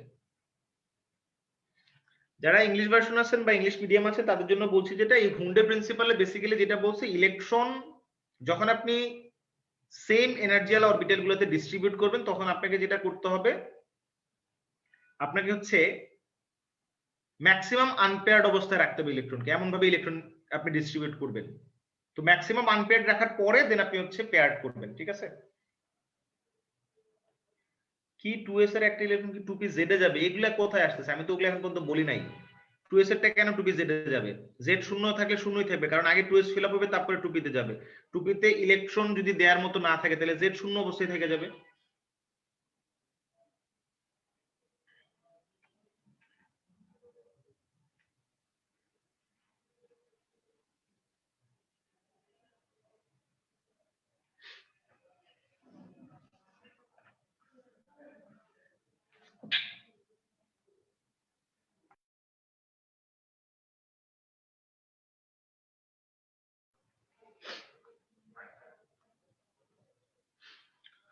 ওকে, আমরা ইলেকট্রন বিন্যাস নিয়ে অলরেডি আলোচনা করছি, তারপরে ইলেকট্রন বিন্যাস এখানে দেখাই। ধরো একজন বলছিল আমাকে, সাব্বির, সে খুব ইয়ে করে বলছিল স্ক্যান্ডিয়ামের ইলেকট্রন বিন্যাস করেন, স্ক্যান্ডিয়াম। আচ্ছা, স্ক্যান্ডিয়ামের হচ্ছে 21 ইলেকট্রন বিন্যাস কেমন হবে? সেই ইলেকট্রন বিন্যাসটা হবে কাইন্ড অফ এরকম: 1s2 2s2 2p6 3s2 3p6, দেখেন 18টা হয়েছে। এখন 3p এর পরে কি আসে? শক্তির ক্রম অনুযায়ী আপনারা দেখবেন 4s আসে, তারপরে আসে 3d। n প্লাস l এর মান হিসাব করেন দুজনে, সেই হিসাবে পাবেন, ঠিক আছে? তাহলে হিসাব করে যদি পান,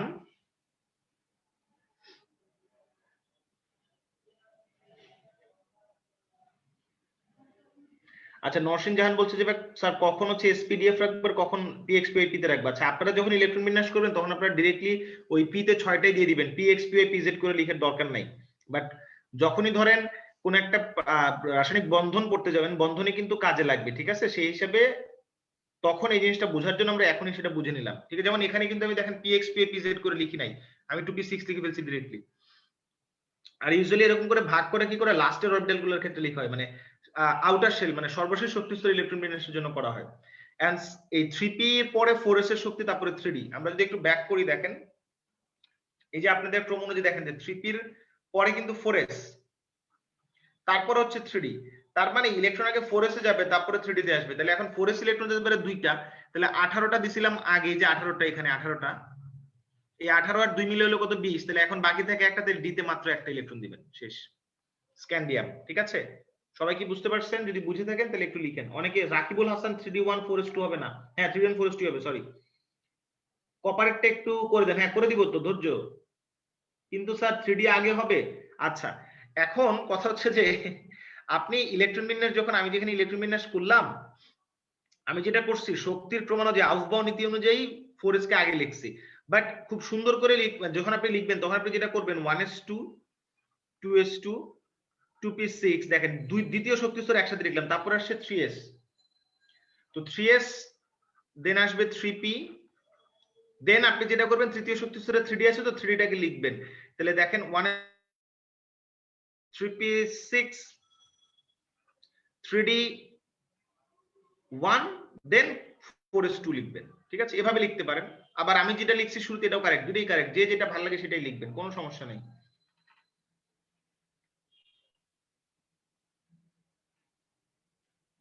ওকে, আমরা যে অনেকেই যে বলছিল শুরুতে যে আসলে কেন এগুলো পড়াচ্ছি, দেখো এখন বুঝতে পারতেছো কেন আমি 3D যে আউফবাউ নীতি পড়ে আসছি।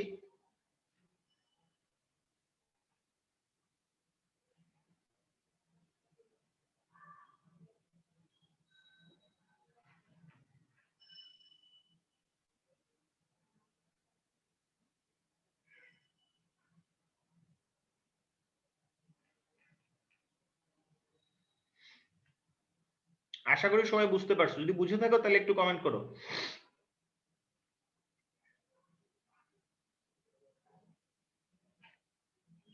ওকে, সো আমরা এখন কিছু ব্যতিক্রমী ইলেকট্রন বিন্যাস দেখবো, ইলেকট্রন বিন্যাসের ব্যতিক্রম আর কি। তো ব্যতিক্রমী ইলেকট্রন বিন্যাসগুলো কেমন সেটাই যদি দেখার চেষ্টা করি। আচ্ছা ওয়েট,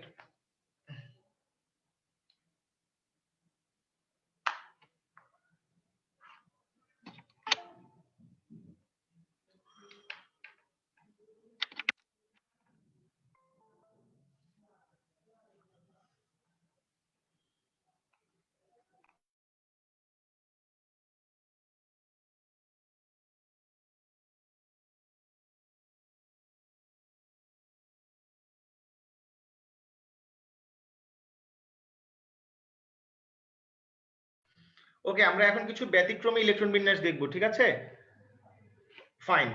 তো ব্যতিক্রমী ইলেকট্রন বিন্যাস বলতে আমরা যেটা এক্সাম্পল সবার শুরু দিবে সেটা হচ্ছে ক্রোমিয়াম। ক্রোমিয়ামের প্রোটন সংখ্যা 24। এখন নরমালি যদি ইলেকট্রন বিন্যাস করো তাহলে 1s2 হইতো, দেন 2s2, দেন 2p6, 3s2 3p6, 4s2 3d4 হওয়ার কথা।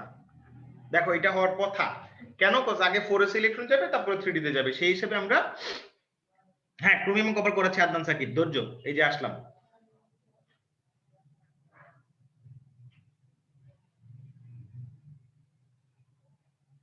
কে বলছে আহ্বান নীতি মানে না? Monir Hossain, 3p6 3d1 4s2, এটা আহ্বান নীতি মানছে, মেনেই এরকম হয়েছে।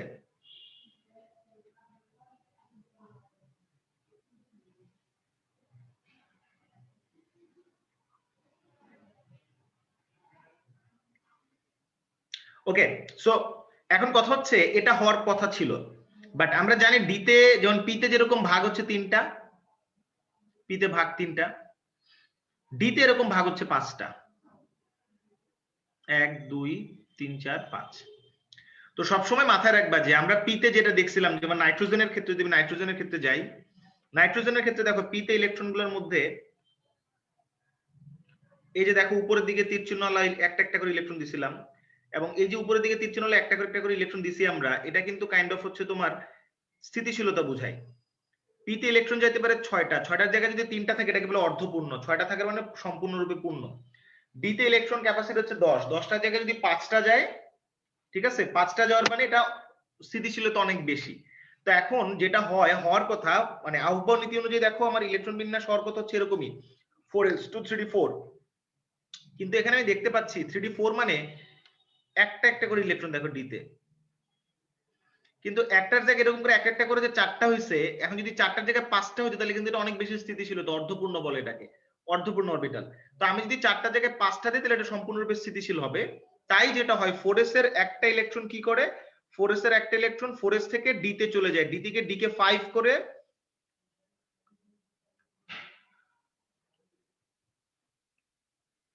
এই যে ডি কে 5 করে আর এটাকে হচ্ছে 1 হয়ে যায় তখন, ঠিক আছে। সিমিলারলি আমরা যদি কপারের ইলেকট্রন বিন্যাস করি, কপার হচ্ছে 29, তাহলে ইলেকট্রনিক কনফিগারেশন হচ্ছে দেখো 1s2 2s2 2p6 3s2 3p6, দেন হওয়ার কথা ছিল 4s2 3d9। আচ্ছা 3d9 মানে কি আসলে জানো? 3d9 মানে যদি d তে 5টা ভাগ করো, 5টা ভাগের মধ্যে দেখো 5টা ভাগ করলাম, এই 5টা ভাগের মধ্যে d9, রাইট? তাহলে 9টা আছে। ওকে, এখন দেখো আমি প্রথমে যেটা করব, প্রথমে একটা একটা করে উপরের দিকে তীর চিহ্ন দিয়ে ইলেকট্রন দিতে থাকবো। মোট দিলাম কটা দেখো 5টা। এবার 5 আছে ইলেকট্রন 9টা, বাট আমি দিছি 5টা। তাহলে এবার নিচের দিকে তীর চিহ্ন দিয়ে আরেকটা দিতে থাকি, দিলাম। এখন নিচের দিকে তীর চিহ্ন দিয়ে আরেকটা দিতে দিতে এরকম হয়েছে। কিন্তু দেখো যদি সবগুলাই যদি এরকম উপরে নিচে করে থাকতো তাহলে কিন্তু স্থিতিশীলতা অনেক বেশি হইতো। এটা বলে fully fill up. Fully fill up যদি হইতো অরবিটালটা তখন, তাহলে সেক্ষেত্রে এখানে একটা ইলেকট্রন দিলে দেখো স্থিতিশীলতা আরো বাড়ে। তার মানে কোন একটা অরবিটাল অর্ধপূর্ণতা অথবা সম্পূর্ণ যদি থাকে তখন সেটা শক্তি অনেক বেশি, মানে অনেক বেশি স্থিতিশীল হয়, তার এনার্জি অনেক কম হয়। এনার্জি কম মানে স্থিতিশীলতা বেশি। তাহলে সেই হিসাবে 4s থেকে একটা ইলেকট্রন চলে আসে ডিতে, ডিতে সেটাকে 4s1 3d10 বানায় ফেলে। এই হচ্ছে ক্রোমিয়াম এবং কপারের ব্যতিক্রমী ইলেকট্রন বিন্যাস। আশা করি সবাই বুঝতে পারছো। যদি বুঝে থাকো তাহলে একটু কমেন্ট করতে হবে যে হ্যাঁ আমরা বুঝছি।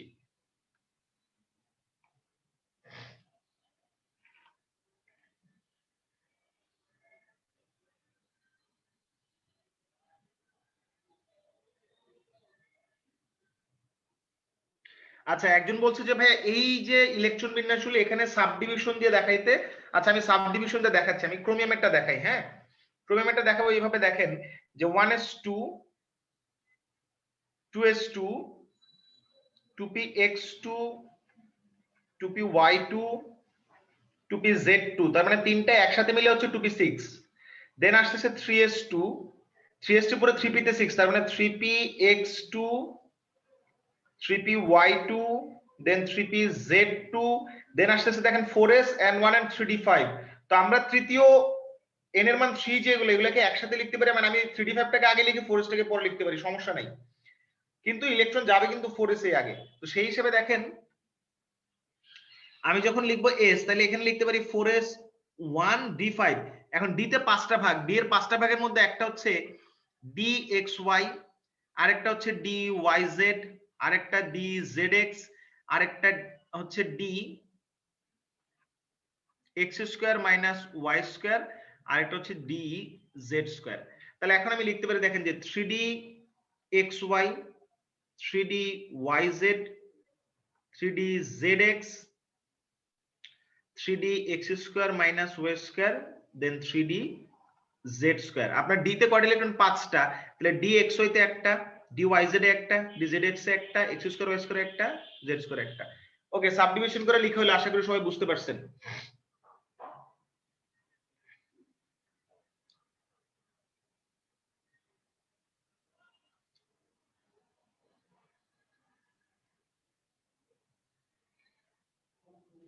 রবিউল রাজিবুল ইসলাম বলছে এগুলা কি মুখস্থ করা? আচ্ছা মুমতাহিনা বলছে এটা এক্স ওয়াই কেন?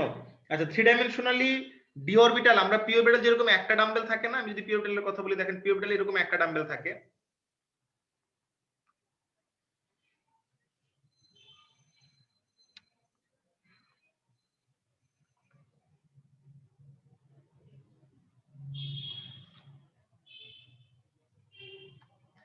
দেখেন পি অরবিটালে ডাম্বেল থাকে এরকম একটা, এটা P orbital, right?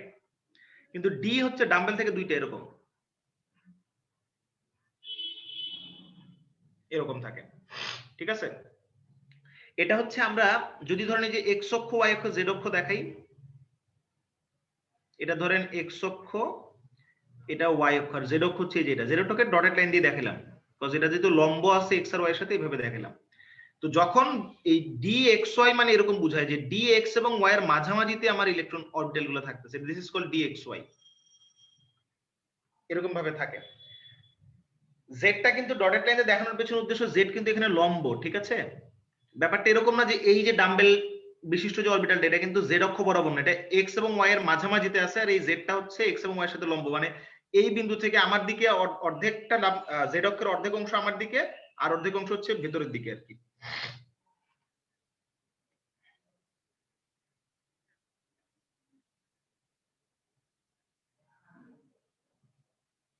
Monir Hossain বলছে সাবডিভিশন করলে কি সাজায় না লিখলে কি প্রবলেম? আচ্ছা লিখবেন সবসময় সাজায়, সাজায় লিখলেই ভালো, বুঝছেন? একজন বলছে এফ এর সাবডিভিশন কি? এফ এর সাবডিভিশন কয়টা হয়? 7টা হবে।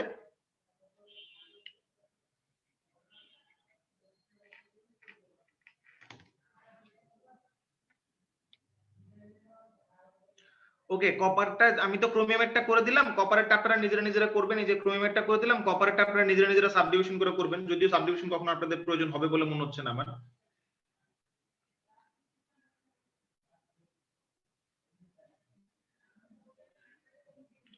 সো আশা করি আপনারা এই ব্যতিক্রম ইলেকট্রন বিন্যাসগুলো বুঝতে পারছেন। হ্যাঁ, যদি বুঝেই থাকেন তাহলে আপনাদের জন্য বেটার, আর যদি বুঝে না থাকেন তাহলে কিন্তু আসলে আমাদের ফার্দার আবার একটু চিন্তা করতে হবে। ঠিক আছে, তো এফ এর সাবডিভিশন গুলো নিয়ে একজন জিজ্ঞেস করছে, আমি একটু এফ এর সাবডিভিশন গুলো আপনাদের জন্য লিখে দিতে পারবো, এন্ড আপনারা বুঝবেন নাকি না বুঝবেন সেটার হিসাব পরে। জানতে চাইছেন আমি জানাচ্ছি। এফ এর সাবডিভিশন হচ্ছে এফ এক্স ওয়াই জেড একটা, আরেকটা হয় হচ্ছে এফ ওয়াই জেড স্কোয়ার, আরেকটা হয় হচ্ছে এফ এক্স জেড স্কোয়ার, আরেকটা হচ্ছে F Z X square, sorry Z X square হয় না, আরেকটা মনে হচ্ছে মিলাই Y Z X Z X Y Z Z cube হয় আরেকটা, 4টা হলো।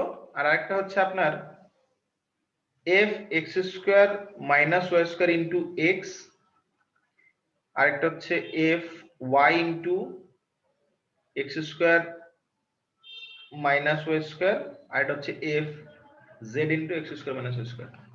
ওকে, এফ এর সাবডিভিশন এটা।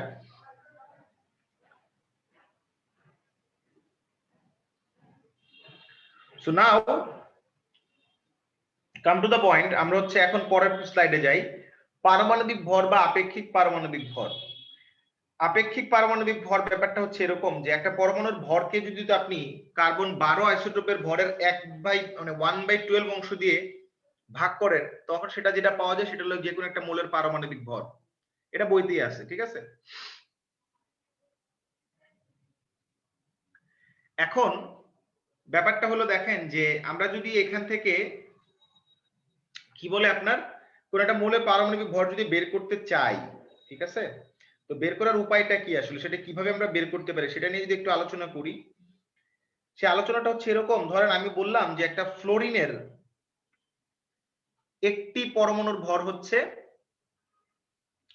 3.16 × 10⁻⁻23 বলা আছে। ঠিক আছে, দেন আমরা আগের পেজে দেখেন লিখছি কার্বনের 12 আইসোটোপের পারমাণবিক ভর আসলে না, কার্বন 12 আইসোটোপের মানে পারমাণবিক ভরের 1/12 অংশ, এটা ভরের 1/12 অংশ,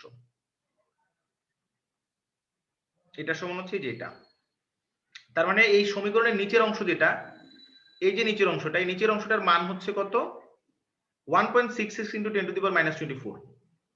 তো এখন আপনাকে প্রশ্ন, এখানে ফ্লোরিনের একটা পরমাণুর ভরের কথা বলছে এত, তাহলে আপেক্ষিক পারমাণবিক ভর কত হবে? ওই মৌলের পরমাণুর একটা পরমাণুর ভর, তাহলে ফ্লোরিনের একটা পরমাণুর ভর হচ্ছে এত, সেটা হচ্ছে কত 3.16 × 10⁻23। এটাকে ভাগ দিব কি দিয়ে? এটাকে ভাগ দিব কার্বন 12 আইসোটোপের পারমাণবিক ভরের 1/12 অংশ, তাহলে এটা হচ্ছে 1.66 × 10⁻24।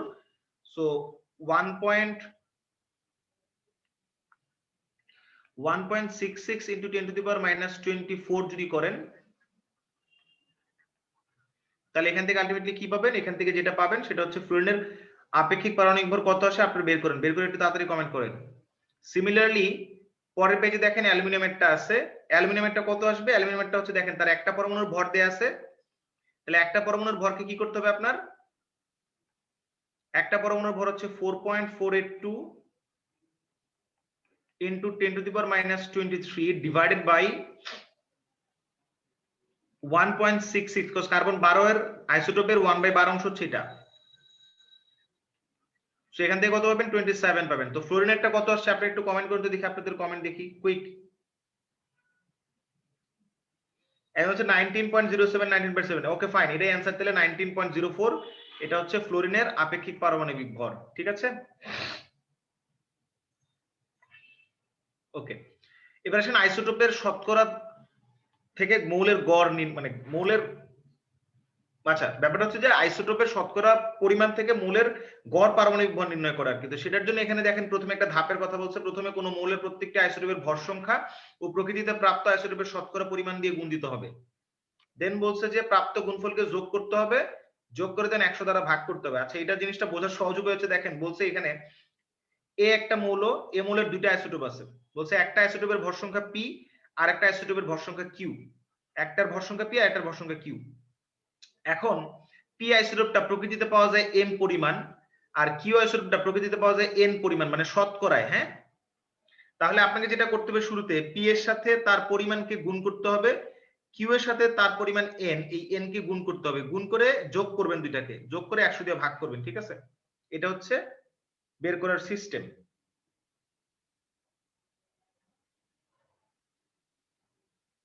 একজন বারবার একই প্রশ্ন করছে, ভাই সকল মৌল উত্তেজিত হয় না, কিছু কিছু মৌল উত্তেজিত হয়। আচ্ছা, উত্তেজিত হয় কেন, কারণ আছে, আমরা এগুলো পড়বো রাসায়নিক বন্ধনে যে। হ্যাঁ, সো বিকুল, এত হাইপার হওয়ার কিছু নাই। হ্যাঁ, এখন এই জিনিসটা দেখেন যে বলছে প্রকৃতিতে ক্লোরিনের দুইটা আইসোটোপ আছে।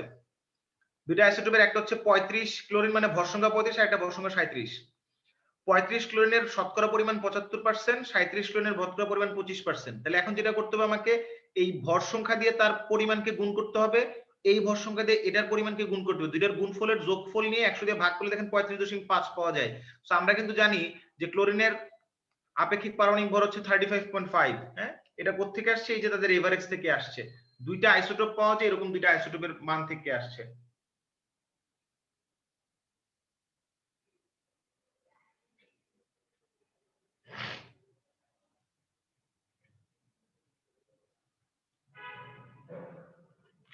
ওকে, এবার আসেন তেজস্ক্রিয় আইসোটোপের ব্যবহার। তেজস্ক্রিয় আইসোটোপ ব্যবহার করে তেজস্ক্রিয়তা জিনিসটা কি আসলে, আমি প্রথম দিন আপনাদেরকে বলছিলাম যে কোন যেসব মৌলের পারমাণবিক ভর 82 চাইতে বেশি, 82 চাইতে বেশি, তাদেরকে রেডিও অ্যাক্টিভ বলা হয়। তারা হচ্ছে তেজস্ক্রিয় বিকিরণ করে। তেজস্ক্রিয় বিকিরণ মানে কি, আলফা কণা বিকিরণ, বিটা কণা বিকিরণ এবং হচ্ছে গামা রশ্মি বিকিরণ। তা আলফা কণা মানে কি ছিল, বলছিলাম যে 4, দেখেন মনে পড়ে কিনা, গত ক্লাসে বলেছিলাম 4 2 হিলিয়াম 2+, এটা হচ্ছে আলফা কণা। আর বিটা কণা মানে হচ্ছে একটা ইলেকট্রন। হ্যাঁ, বিটা কণা মানে একটা ইলেকট্রন, 0 -1, এই যে ইলেকট্রন, ইলেকট্রনের ভর সংখ্যা শূন্য, তার চার্জ হচ্ছে -1, এই জিনিসটা বোঝায়। আর গামা হচ্ছে এক ধরনের রেডিয়েশন। তো মৌলগুলা এই ধরনের রেডিয়েশন আলফা, বিটা এবং গামা বিকিরণ করে থাকে। তো এই তেজস্ক্রিয় আইসোটোপ গুলাকে বা তেজস্ক্রিয় মৌলগুলাকে ব্যবহার করে, তাদের বিভিন্ন আইসোটোপকে ব্যবহার করে আমাদের বডিতে বিভিন্ন ধরনের চিকিৎসা ক্ষেত্রে বিভিন্ন ধরনের ট্রিটমেন্ট করা হয়। যেমন এখানে দেখেন লিখছে, চিকিৎসা ক্ষেত্রে রোগ নির্ণয় আইসোটোপের ব্যবহার করে রোগাক্রান্ত স্থানের ছবি তোলা সম্ভব।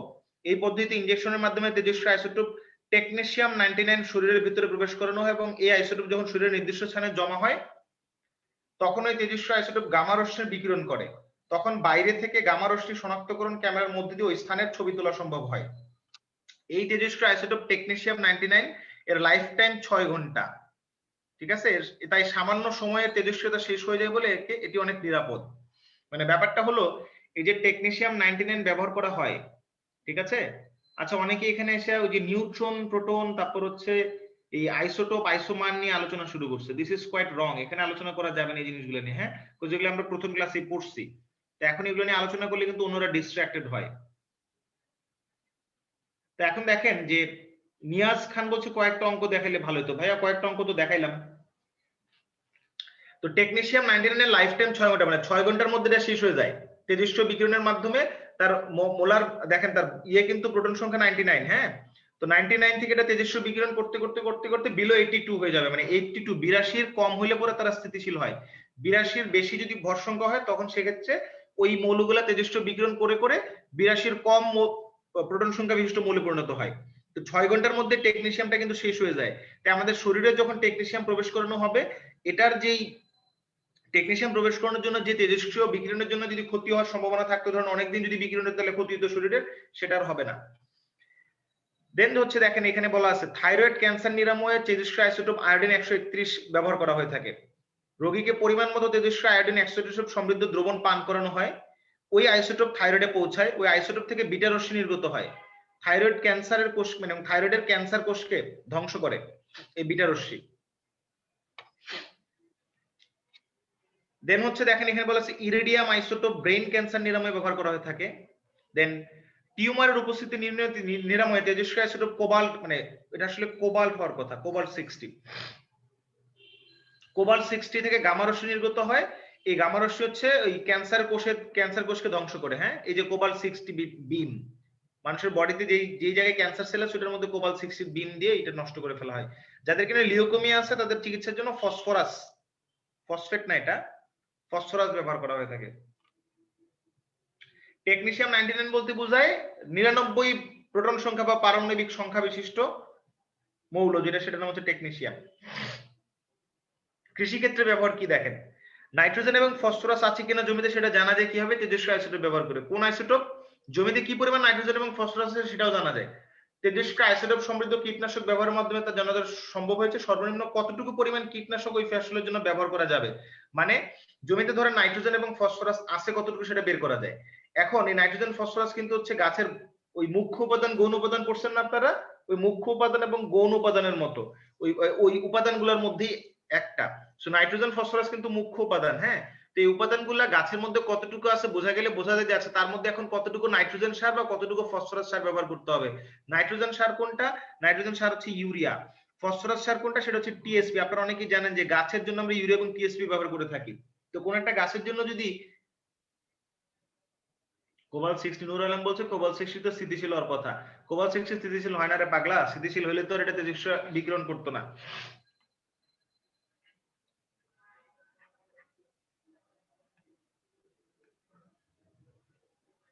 আমি যে কথা বলছি সেই হিসাব করতে যাবে 82 বেশি হলে তো সেটা হয়, কিন্তু এরা কেমনে হয়, এদের আইসোটোপ আছে, হ্যাঁ, এই আইসোটোপ গুলা মধ্যে প্রোটন সংখ্যা ভর সংখ্যার পার্থক্য থাকে, তাই তারা সামান্য বিকিরণ করে থাকে। তবে ইউজুয়ালি যাদের ভর সংখ্যা 82 বেশি তারা হচ্ছে মানে জেনুইনলি একদম তেজস্ক্রিয় মৌল। বিদ্যুৎ উৎপাদনে, আচ্ছা বিদ্যুৎ উৎপাদনের ব্যাপারটা আপনাদেরকে একটু বলি। আপনাদের বইতে রাসায়নিক পরিবর্তন নামে একটা চ্যাপ্টার ছিল, আপনাদের মনে পড়ে কিনা দেখেন। রাসায়নিক পরিবর্তন ছিল কি, ও রসায়ন শক্তি নামে একটা চ্যাপ্টার ছিল, সেখানে দুই ধরনের বিক্রিয়ার কথা আপনারা পড়ে আসছেন, একটা হচ্ছে ফিউশন বিক্রিয়া আর একটা ছিল হচ্ছে ফিশন।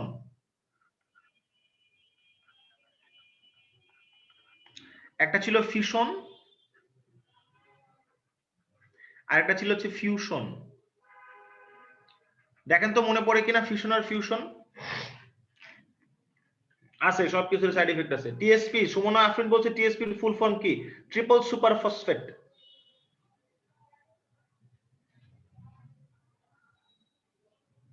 আসিয়া বেগম বলছে ভাইয়া তো বলছে কি ভর সংখ্যা 82 এর নিচে। আচ্ছা ভর সংখ্যা বলিনি আমি, হ্যাঁ আমি বলছি প্রোটন সংখ্যা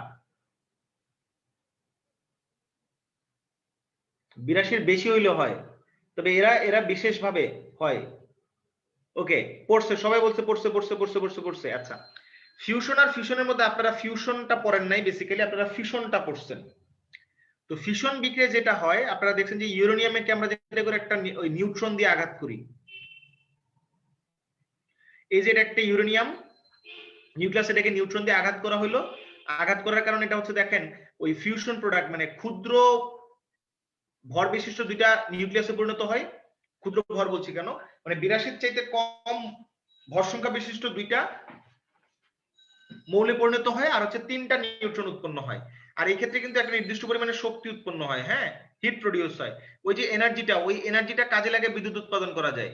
এখানে যে এনার্জি উৎপন্ন হয় সেই এনার্জিটা কাজে লাগে কিন্তু হচ্ছে আপনার ওই নিউক্লিয়ার বিদ্যুৎ উৎপাদন করে। বাংলাদেশে যেরকম হচ্ছে আপনার ওই একটা বিদ্যুৎ কেন্দ্র স্থাপন করা হচ্ছে রূপপুরে, রূপপুর পারমাণবিক বিদ্যুৎ কেন্দ্র স্থাপন করছে, ওখানে এরকম ইউরেনিয়ামকে হিট করে নিউক্লিয়াস, ইউরেনিয়াম নিউক্লিয়াসকে হিট করাবে নিউট্রন দিয়ে, করার ফলে যেটা হবে ওখানে আপনার হচ্ছে দুইটা ভিন্ন ভিন্ন মৌল উৎপন্ন হবে যাদের কিনা ভর সংখ্যা 82 চেয়ে কম, এবং সেখান থেকে 3টা নিউট্রন উৎপন্ন হবে। ওই 3টা নিউট্রন আবার হচ্ছে আপনার 3টা ইউরেনিয়াম নিউক্লিয়াসকে টার্গেট করবে, হিট করবে। তাহলে 3টা থেকে 9টা আবার নিউট্রন উৎপন্ন হবে, 9টা আবার আরো 9টাকে হিট করবে, তাহলে 9টা থেকে 27টা, এরকম করে রিঅ্যাকশনটা কন্টিনিউয়াসলি বাড়তেই থাকবে আর প্রচুর এনার্জি উৎপন্ন হবে। এই যে এনার্জিটা, এই এনার্জিটা হিট হিসেবে কাজ, এই হিট এনার্জিটাকে কাজে লাগে ওইখান থেকে বিদ্যুৎ উৎপাদন করা হবে, ঠিক আছে। এবং পারমাণবিক বিদ্যুৎ কেন্দ্র যেটা রূপপুর, সেখানে 2400 মেগাওয়াট বিদ্যুৎ উৎপাদন করা হবে বলে ধারণা করা হচ্ছে আর কি। তো এই ছিল মোটামুটি আমাদের এই চ্যাপ্টার সম্পর্কে পড়াশোনা। এখন যদি আপনাদের কোনো কোয়েশ্চেন থাকে তাহলে আপনারা আমাকে করতে পারেন।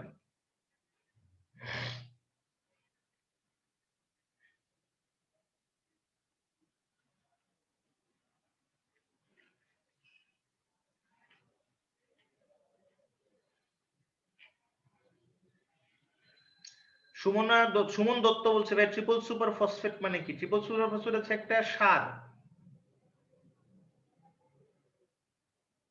মুস্তাফিজুর রহমান বলছে হিট কি জেনারেটর দিয়ে ইলেকট্রিসিটি হিসেবে কনভার্ট করা হবে? হ্যাঁ ওরকমই, ওই হিট থেকে স্টিম বানাবে, স্টিম থেকে টারবাইন ঘুরাবে, টারবাইন ঘুরে জেনারেটর ঘুরাবে, সেখান থেকে ইলেকট্রিসিটি হবে।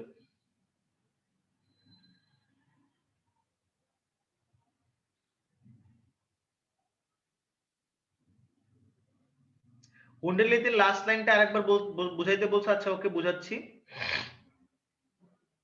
আচ্ছা ফিউশনের ব্যাপারে কি বলবো? ফিউশনে যেটা হয়, এখানে যেটা করছেন আপনি, একটা নিউট্রন দিয়ে নিউক্লিয়াসকে স্ট্রাইক করে নিউক্লিয়াসটাকে ভেঙে দিচ্ছেন, এটা হচ্ছে ফিউশন, সরি ফিউশন, ভেঙে দেয়া।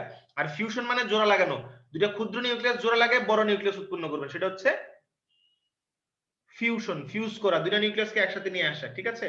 ওকে, সো আমরা আগে একটু যাই, দেখেন আমরা আগে হচ্ছে গিয়ে আগে কয়েকটা জিনিস একটু দেখে আসি। যেমন হুন্ডের নীতির লাস্ট লাইনটা, হুন্ডের নীতির লাস্ট লাইনে হুন্ড বলছে যে যখন আপনি সমশক্তি সম্পন্ন অরবিটাল ইলেকট্রন দিবেন, যেমন পি অরবিটালে 3টা আছে, P X P P Z, বা ডি তে 5টা আছে, এরকম তাদের মধ্যে ইলেকট্রন দিতে গেলে আপনাকে মাথায় রাখতে হবে ইলেকট্রন আগে সর্বাধিক বিজোড় অবস্থা দেওয়ার চেষ্টা করবেন, তারপরে বিজোড় অবস্থা দেওয়া শেষ হয়ে গেলে দেন হচ্ছে আপনি কি বলে ওই যে জোড়া জোড়া করে দিবেন। ওকে,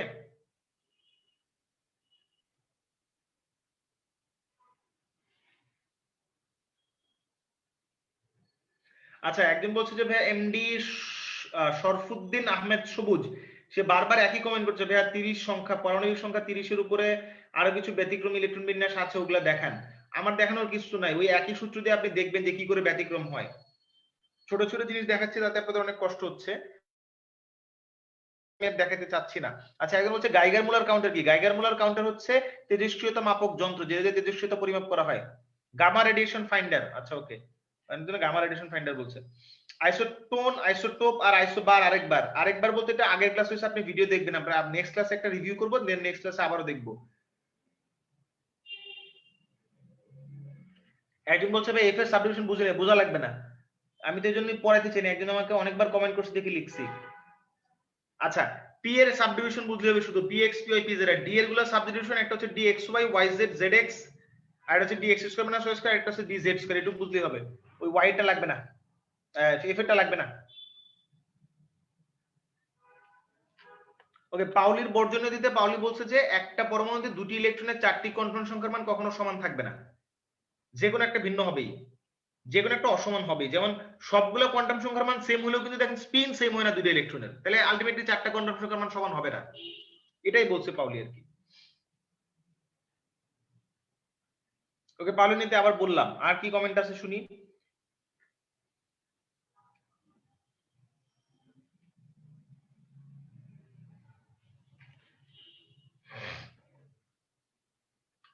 কি অ্যারিনা ডিউ বলছে যে ম্যাগনেসিয়াম 3+ থেকে ইলেকট্রন কিভাবে বার করব? ম্যাগনেসিয়াম 3+ বানানোই তো কঠিন, ওখানে আবার 3+ থেকে কি করে ইলেকট্রন বার করবেন? কোনটার লাস্ট লাইন বলি নাই?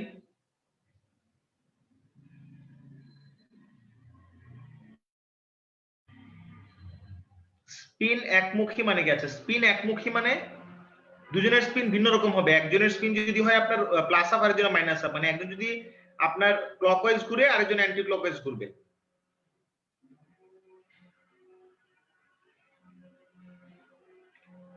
নওশিন মালিয়া নিজুম বলছে ভাই নিষ্ক্রিয় মৌল কি রিঅ্যাকশন হয়? হ্যাঁ নিষ্ক্রিয় মৌলের মধ্যে শুধু জেননটা রিঅ্যাকশন করে, জেননের খুব সুন্দর সুন্দর রিঅ্যাকশন হয়, জেনন এবং আর্গন, নিষ্ক্রিয় মৌলের মধ্যে জেনন এবং আর্গন রিঅ্যাকশন করে,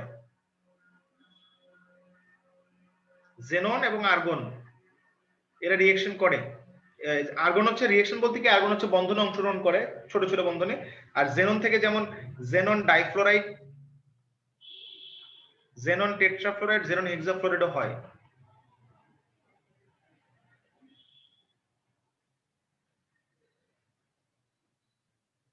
আচ্ছা যেমন আপনি যেটা আমরা অনেকে বলছে যে ভাইয়া যেমন পিএক্স কিউআই পিজেড সমশক্তি সম্পন্ন, তেমনি ডিএক্সওয়াই ডিওয়াইজেড ডিজেডএক্স এবং D X square minus Y square এবং ডিজেড স্কয়ার এরও সমশক্তি সম্পন্ন। যেমন এফ এর কয়েকটা সাব ডিভিশন লিখে দিলাম, ওগুলোও কিন্তু সমশক্তি সম্পন্ন হবে। স্যার হুন্ডের নীতির পেজটা আরেকবার দেন। আচ্ছা হুন্ডের নীতির পেজটা আরেকবার গেলাম, হুন্ডের নীতির পেজে দেখেন এক বলছে যে আচ্ছা এই অযুগ্ম স্পিন ইলেকট্রনের স্পিন একমুখী হবে, অযুগ্ম ইলেকট্রনের স্পিন একমুখী বলতে বুঝেছে, যেমন দেখেন এখানে যে বিজোড় বিজোড় দিচ্ছেন, জোড়া না, মানে অযুগ্ম, জোড়া না কিন্তু, যুগ্ম না, জোড়া না। এই অযুগ্মদের সবার স্পিন কিন্তু একমুখী, মানে একই দিকে, দেখেন সবারটা খেয়াল করছেন, এটাই বলছে কি যে অযুগ্ম ইলেকট্রনের স্পিন একমুখী হবে, একই দিকে হবে সবারটা। সিরাজুম মনিরা বলছে কোয়ান্টাম সংখ্যা কি? কোয়ান্টাম সংখ্যা মানে যে সংখ্যাগুলোর মাধ্যমে আমরা কোন একটা মৌলের ইলেকট্রনের অবস্থান, গতি, প্রকৃতি, ইলেকট্রন কোথায় থাকবে, কিভাবে থাকবে, তার ঘূর্ণন কেমন হবে, সব জানতে পারি।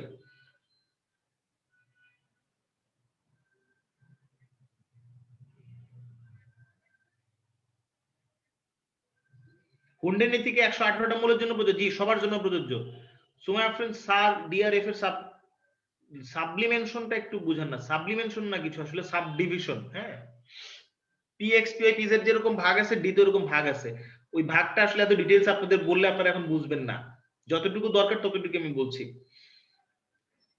রোদস্বী আদর কোয়ান্টাম নাম্বারের অ্যান্সার দিয়েছি। ইলেকট্রন বিন্যাস স্পিন কি কাজে লাগবে? না, ইলেকট্রন বিন্যাসের স্পিন কাজে লাগবে না, কিন্তু স্পিনটা বুঝলে কিন্তু আসলে ইলেকট্রন কেমনে পাশাপাশি দুটো অবস্থান করে বোঝা যায়। না, ফয়সাল আহমেদ কায়েস মিশ্র গ্যাস বিক্রিয়া করে, আপনি বলছেন করে না, আসলে মিশ্র গ্যাস বিক্রিয়া করে। আচ্ছা, একজন বারবার একই প্রশ্ন করছে, সেটা মেবি হচ্ছে ফাবলিহা জুবাইদা আলম, যে কি মেটাস্টেবিলিটি অফ টেকনিশিয়াম আইসোটোপ মানে কি আসলে? আচ্ছা, মেটাস্টেবিলিটি জিনিসটাই আগে বুঝতে হবে, হোয়াট ইজ মেটাস্টেবিলিটি। হ্যাঁ, তো মেটাস্টেবিলিটি না বুঝলে কিন্তু আপনি আসলে বুঝবেন না যে এটার আইসোটোপের মেটাস্টেবিলিটি বলতে কি বোঝায় আসলে। মেটাস্টেবিলিটি আসলে ফিজিক্সের একটা টার্ম, এই টার্ম অনুযায়ী আমরা যেটা বলতে পারি যে মানে মেটার স্টেবিলিটিটা হচ্ছে একটা স্টেবল স্টেটের, এমন একটা মানে স্টেবল স্টেটের চাইতো অন্য একটা স্টেট যেখানে কিনা মিনিমাম এনার্জি থাকে। ঠিক আছে,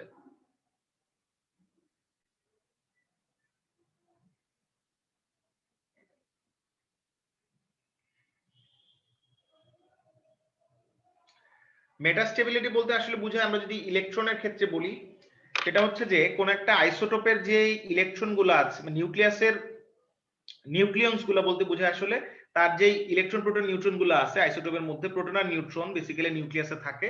ওই প্রোটন আর নিউট্রন গুলো যখন এক্সাইটেড স্টেটে যায় নরমালি, বা কোন একটা, আচ্ছা আরেকটু সহজ করে বলি, ওইসব নিউক্লিয়ন্সের হিসাব বাদ দিই। ধরো টেকনিশিয়াম যেই আইসোটোপটা, টেকনিশিয়াম 90 যে আইসোটোপ 99 মেবি আইসোটোপটা, ওই টেকনিশিয়াম 99 আইসোটোপটার যখন এক্সাইটেড স্টেটে যাবে, সামহাউ যদি এক্সাইটেড হয়, ধরো এটা যদি এনার্জি পায়, এনার্জাইজড হয়, সামহাউ এনার্জাইজড হলে পরে আলটিমেটলি ওই টেকনিশিয়াম 99 যেই আইসোটোপটা আছে, এটার এনার্জাইজড হওয়ার পরে এখানে যেই ইলেকট্রন গুলো আছে বা প্রোটন গুলো আছে বা নিউট্রন গুলো আছে, এটা যে এক্সাইটেড হলো, এই এক্সাইটমেন্টটা নরমালি অন্য মৌলগুলো এক্সাইটেড হলে যতটুকু এক্সাইটমেন্ট থাকে এটা তার 100 টাইমস বেশি থাকে। ঠিক আছে, নরমাল এক্সাইটেড স্টেটের চাইতে, that's why this is called মেটাস্টেবিলিটি।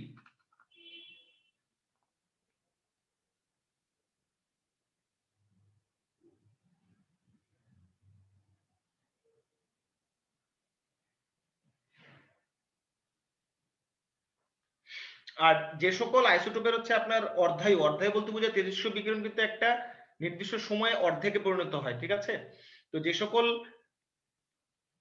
আইসোটোপের অর্ধায়ু হচ্ছে খুবই খুবই খুবই খুবই কম, তাদেরকে মেটাস্টেবল আইসোটোপ বলে আর কি। সাবরিনা আপনি বলছে এফ এর উপশক্তি স্তর মাপছে, এটা আপনাদের বুঝতে হবে না, এফ এর উপশক্তি স্তর। হ্যাঁ,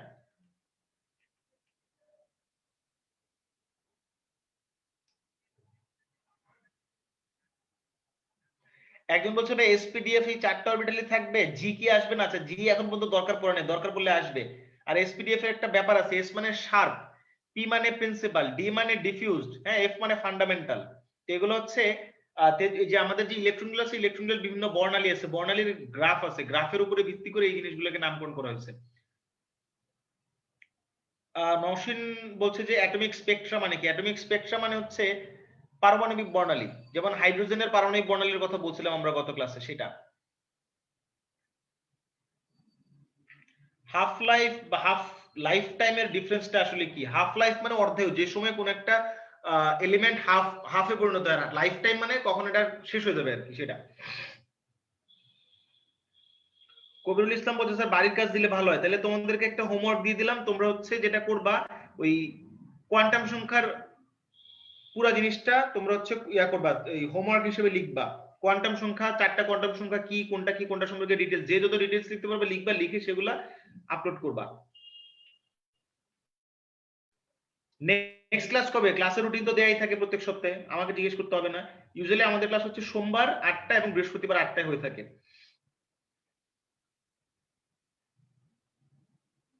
সুমন দত্ত বলছে ভাই শেষ করেন।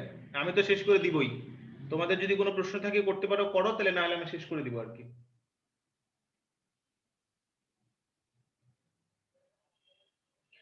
ফয়সাল আহমেদ বলছে জেনন কেন বিক্রি করে? হ্যাঁ জেনন বিক্রি করে কেন, এটার কারণ আছে। এগুলা পড়তে হলে এইচএসসি তে উঠতে হবে, আগে এইচএসসি তে উঠেন, এইচএসসি শেষ করেন আগে। আপনাদের কোনো কোয়েশ্চেন আছে কিনা বলেন, না থাকলে আমরা শেষ করি। আচ্ছা কি সব, হ্যাঁ নসীন সব মূলের স্পেকট্রা হবে, সব মূলেরই হবে। বৃষ্টি ইসলাম বলছে স্যার পিডিএফটা একটু দিয়ে সাজিয়ে লিখে দেন। হ্যাঁ লিখে দিবে, সমস্যা নেই, আমার টেনশন করতে হবে না আপনাদের। ওকে তাহলে আমরা শেষ করছি। ওকে, এতক্ষণ আমাদের সাথে থাকার জন্য তোমাদের সবাইকে অসংখ্য অসংখ্য ধন্যবাদ ভাইয়ারা আপুরা। সবাই ভালো থাকবে। নেক্সট ক্লাস হবে আগামী সোমবার ইনশাআল্লাহ। আল্লাহ হাফেজ।